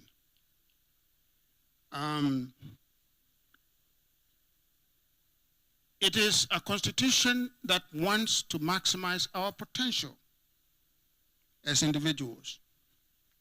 For those who are believers, they will say our God-given potential as citizens. And unless you are fair, unless you apply the law equally and without bias, unless you curb your appetite to be an overlord, you cannot succeed in that mission. The third value in the Constitution is to curb power. We understand curbing power generally in the doctrine of separation of powers, of checks and balances. But that is very abstract because you see courts, you see the executive, and then you see the legislature. But it is really in your institutions as regulators where these matters come to life, where the law is really applied. We can pass all the most beautiful laws in the country. We can have the most beautiful constitution. But unless in your heart the power is curbed, in your heart that you intellectually submit to the constitutional confines of official power, we can never do that. That will lead us to wastage of public resources. It will lead us to corruption. It will lead us to unethical conduct, and it will lead us to corruption. I said that we are a state in embryo, a post-colonial state that is trying to become a nation.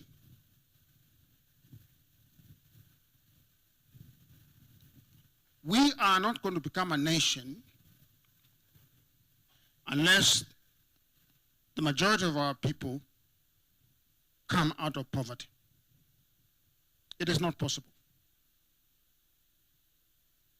at all. We shall be mired in the third world, and in many cases in Kenya, in the fourth world, because that still does exist in this country. That is not a country that can produce citizens. That country produces subjects. And so your job as regulators is to be a public trust for the resources of this country, as public trust, as a public, so that we can have things to reinvest in our people.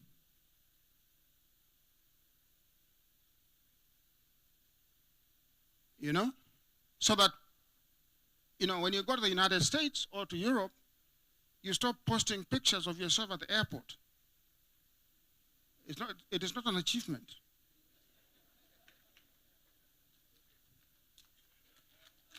It is not. I haven't seen people posting pictures of themselves when they go to Bangui or they go to Bujumbura.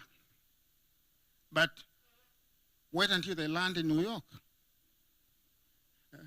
They'll flood Facebook with all kinds of pictures. We want to be proud of our country.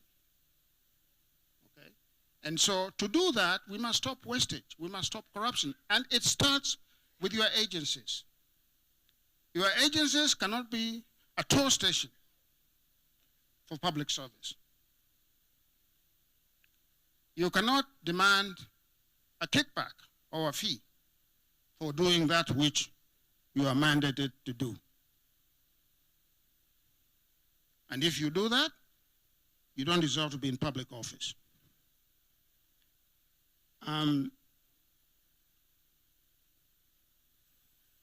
I want to commend the Deputy President for one thing. I've listened to many of his speeches and read many of his writings.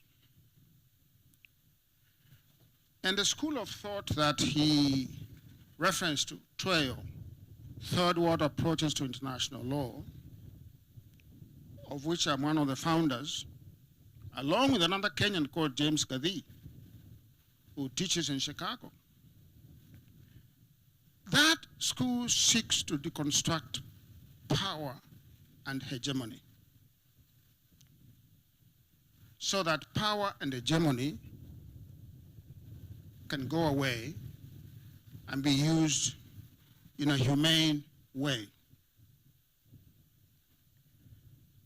The Deputy President, in his writings, I've distilled his, his philosophy of the state.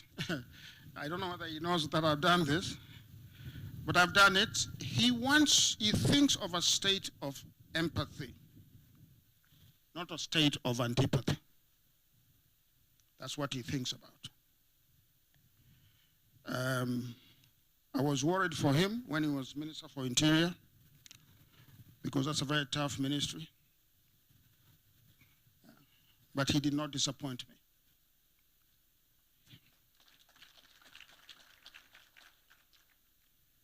Because also, we must understand that we have a country. And if we have no country, there's nothing to protect. And so sometimes we have to apply the law to make sure that the country remains stable. I want to conclude with a few remarks. One is I have seen the indexes, the matrices of performance that have been put forward here. And they're very good. And I commend, the Chief of Staff for this vision. But I also want to say that, do you know what citizens think about what you are doing? Because we've said that the citizens are sovereign. Do you know what they think? Because you cannot just come here and grade yourselves and give yourselves an A. I think I saw someone giving themselves an A. You cannot do that. And you cannot grade yourselves in front of your peers because you are conflicted. I want you to ask citizens what they think about what you've done. Ask them. Apply some scientific method of assessing what our citizens think about what you've done, how you are performing, not just with this particular, transformation effort, HOPS, but going beyond, today. What do citizens think about our regulatory agencies? What do they think should be changed? Okay? Because one of the values in the new constitution, of course, as you know, is public participation. What do they think? And if you can answer that question, you'll be able to answer the next question that I'm going to put to you. And that next question is the one that was asked by the late Honorable Raila Odinga in an executive retreat last year. I think the Deputy President, you were there. Of course, Hobbs, you presented very ably there. And the question that was asked there was, as civil servants, as public servants, are we carrying the people along? Are we carrying the people along? What do the people think? Perhaps we are not supposed to be talking politics here. But all life is political. Don't let anyone lie to you. All life is political. Our ability to execute these great ideas, the beta program, and all of them, will depend on what the people think in 2027. What do they think?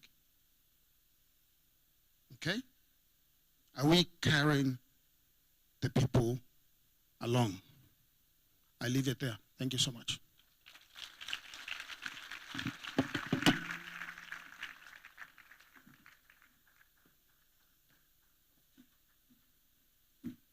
Another round of applause for Professor Makao Mutua. We can do better than that, Jameni.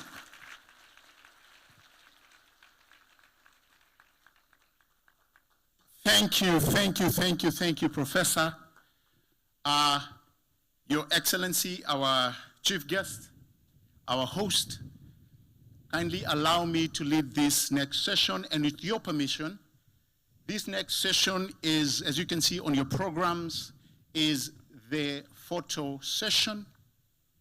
And since I do not want to be reprimanded, I will ask my boss to ask his boss to stand up so he can lead him to where the photo session will be. So let us be upstanding as our host leads our chief guest out, followed by the PSS. Everybody else kindly remain where you are as we allow that first group to exit. Na tunaweza mpigia makofi anapotoka kwa hema.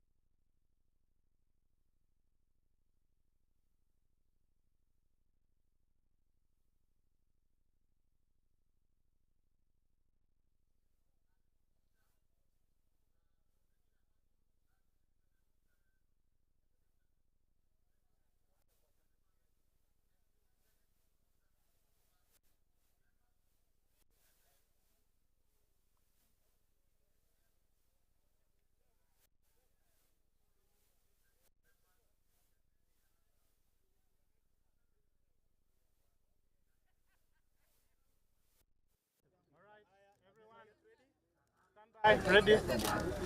And in 3, 2, 1.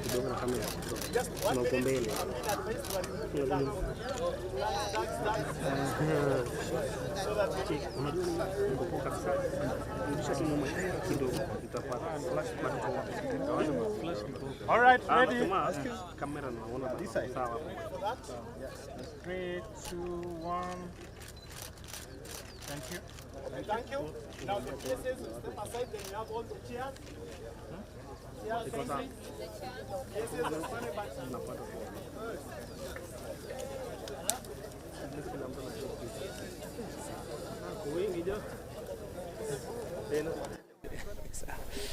Check, check.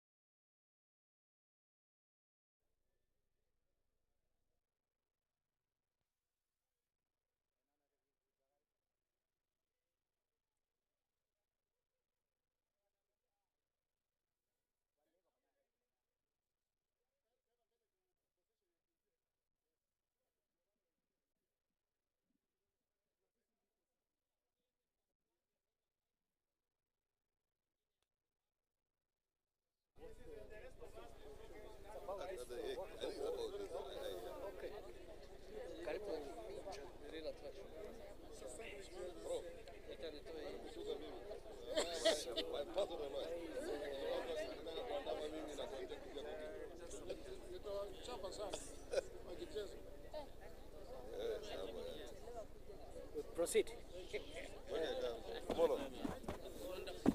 So,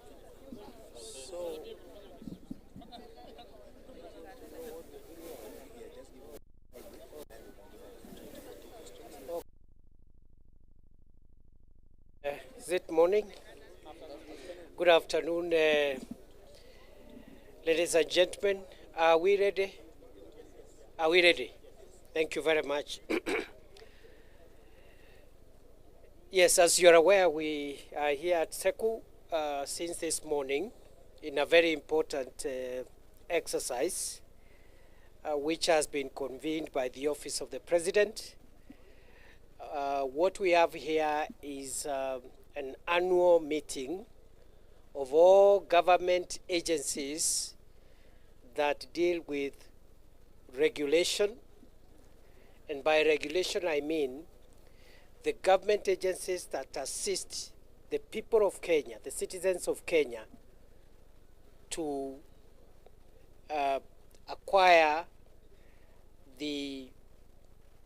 what they require to do business or to also participate in national life. So we have regulators from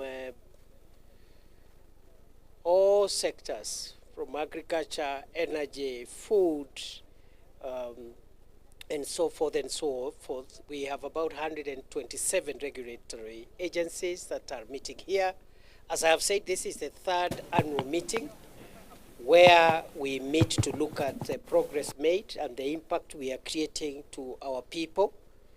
And I think the next 3 days, these colleagues here, led by the head of public service and the PSCs who are in charge of the various state departments where these regulators are anchored, will be able to canvass what has been achieved in the last 1 year. The place of what we are discussing here is at the center of our constitutional order and our national life, because citizens of this country interact with government in terms of how government is able to assure them that the environment is protected, the water bodies are safe from pollution, the houses being constructed are regulated by the relevant agencies to make sure that they are safe. And so for us, this is where the rubber meets the road, if I may say so. This is where citizens interface with government on a daily basis and realize that since regulators wield a lot of statutory and constitutional authority, it's always good for us in the whole of government to assemble ourselves every year and even in between to make sure that we are doing the right thing, and this right thing is impacting on the citizens of this country, receiving feedback from ourselves but also from other stakeholders. And we've been challenged this morning that one of the things we need to do more is also to encourage feedback from members of the public on what they need, what they think should be done better to regulate our environment, our natural resources, our education, our health, and all the other spaces that are represented here. So it's a very important point for reflection. And we've had an opening session this morning where we've been reminded why this is important. We've been reminded that our country is run by a constitution that places the people at the center of everything that we do, and what government functionaries and agencies do or should do is to facilitate the people and not to prohibit the people from realizing their potential. So we've had a very good broad view of things at the start, so that we understand the nature of our country, the constitutional and legal foundations on which it is based, and the ethics and the theory that should help us as public servants to serve the people. Because the people are bigger than government. You know, that's the first lesson we've just been taught by our senior here, Professor Makao Mutua, that the people are superior to government, and government exists to serve the people.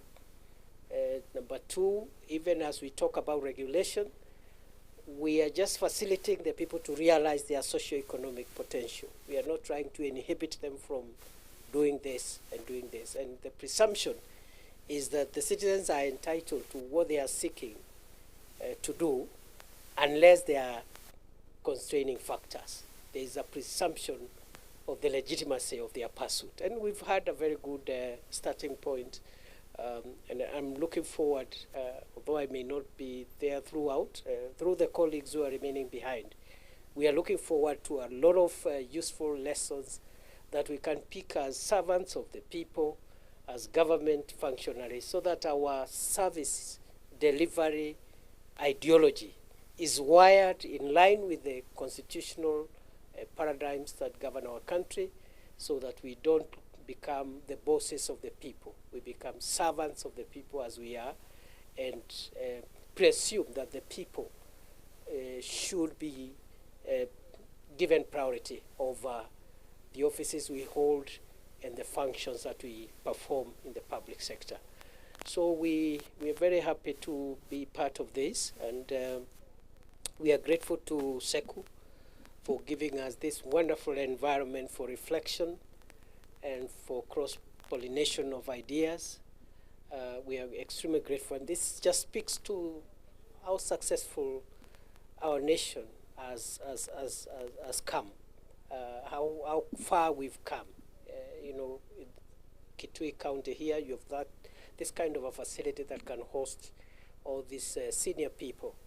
And I think these institutions that we are putting across the country will help us even achieve some of the national objectives that we are looking at in our journey to move into the first world.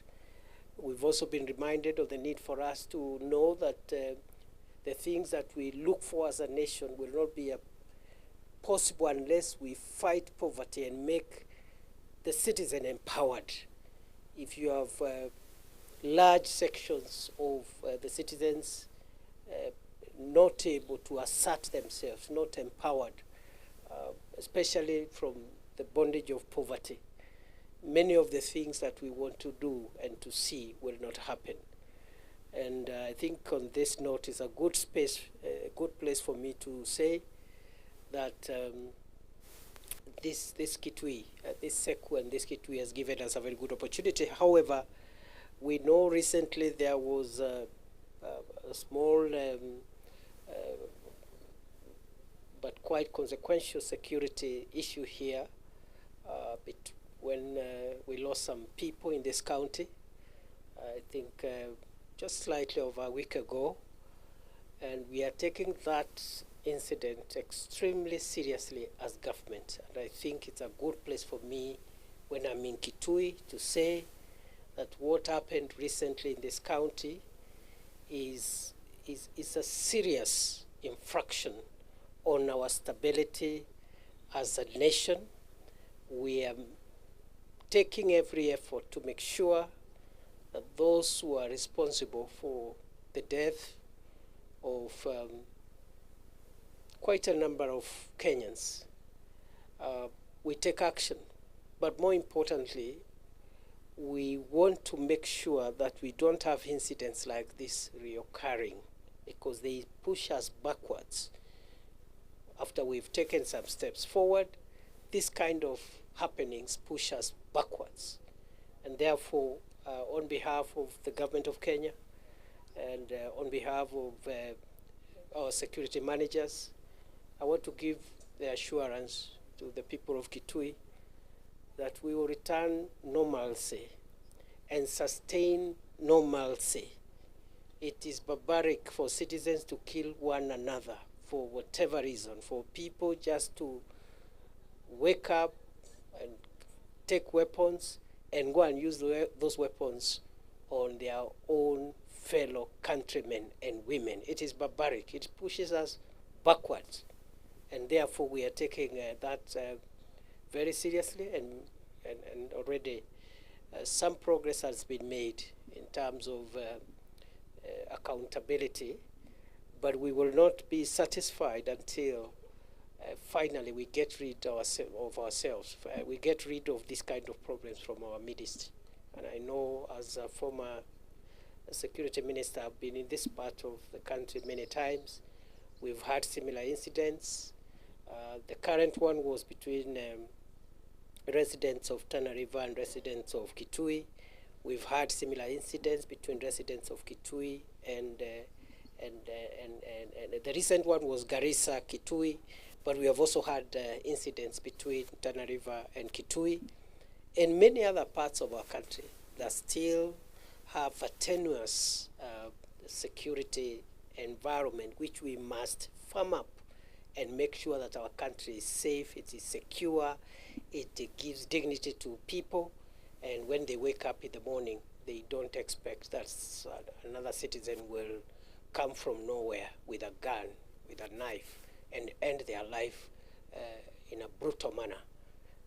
So I thought I should mention that while I'm here, but that is what brought us here. If there is one question, I can take it, because I don't want to keep these colleagues here for long, so that we go back and continue with our deliberations. Your Excellency, speaking about the insecurity in this part of the country, I'm sure you are aware about the number of people who have died.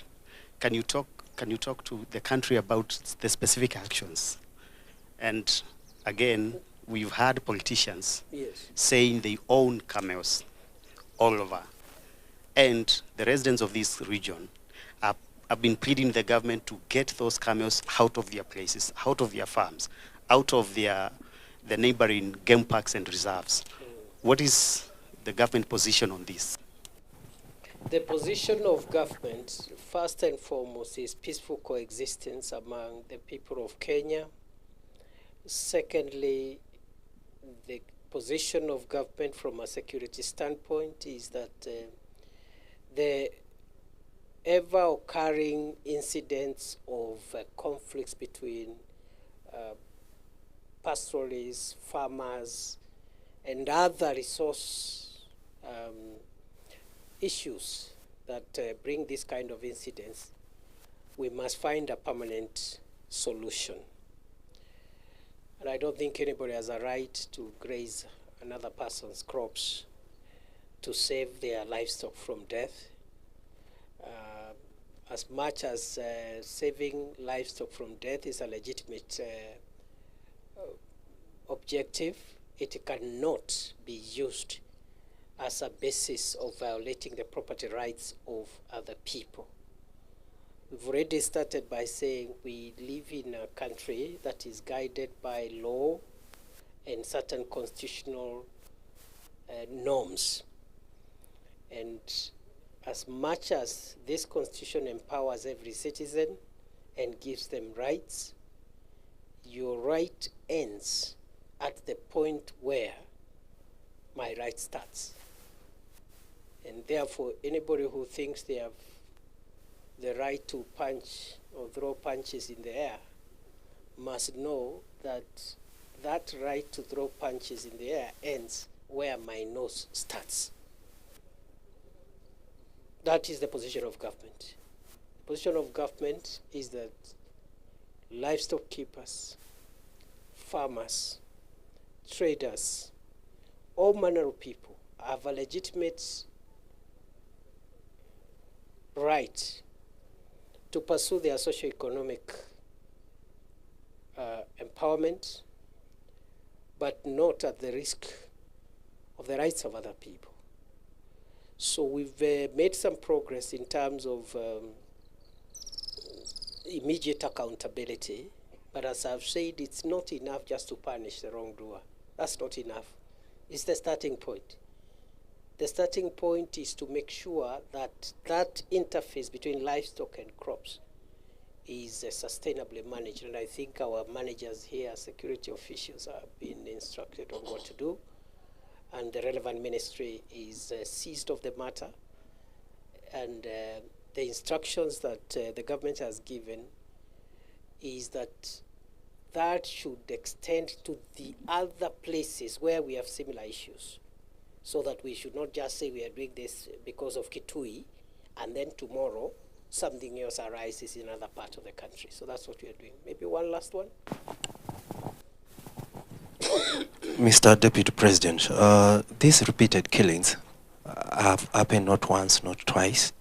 Perhaps as a senior government official, could you tell the nation who has been arming these camel pastoralists or whatever they are, and what is the long-term solution that as a government you plan to disarm the pastoralists, or are we going to see another scenario of kicking them out and then coming back again at the same time? Because it has happened while you are still the Interior Minister. And just like that one, Your Excellency, when a senior cabinet secretary goes public to say that he owns camels, is it that not an admission of guilt on the part of government? And how are you dealing with the perception down here? How is owning camels a crime? Because the camels, the owners of those camels are the ones killing people. Let me respond as follows. It creates an image of political instigation and all that. Let me first say that we should not politicize crime. That is the easiest shortcut to losing the war against crime. And for all recurrent crimes, crimes that keeps on reoccurring, whether it's banditry, terrorism, and other forms of organized crime, the easier excuse is the politicization. Instead of breaking down the infrastructure of crime and violence in a long-term manner. And that's why I've insisted on a long-term sustained approach, because even if a particular incident is addressed and people are taken to court and are jailed for life, then tomorrow there will be another attack, and the other day there will be another attack. And I like the way you put it, that we've had a similar incident like that before, and I've been here several times. There are some measures we took that time that gave us quite a lot of progress. But still, the nature of these conflicts and these criminal activities is that they require long-term solutions, which we are working on. And the same way we have been able to suppress banditry significantly, the same way we have been able to suppress terrorism in the Boni Enclave, northern Kenya for a while. I believe even these resource conflicts and criminals hiding under resource conflicts to perpetuate crime, we will crack them. Even between there is a political leader or a member of government who is involved, that should not be a difficult thing, because, you know, crime is just crime. That's how the way I look at it. You remember 3 years ago, we had a lot of politics around banditry. But that politics, we were able to keep away and take it away from that problem that was affecting our people. So I want to assure the people of Kitui, we will make sure you're safe. The government has directed all those who are responsible to make sure that this should not be treated as just an incident, but it should be seen as a window to firm our hand as government, not for Kitui County alone, but for the rest of the country. And nobody, as I have said, has a right to infringe on the right of others simply because they are pursuing their rights. Thank you very much. Have a good afternoon. Buena siku njema.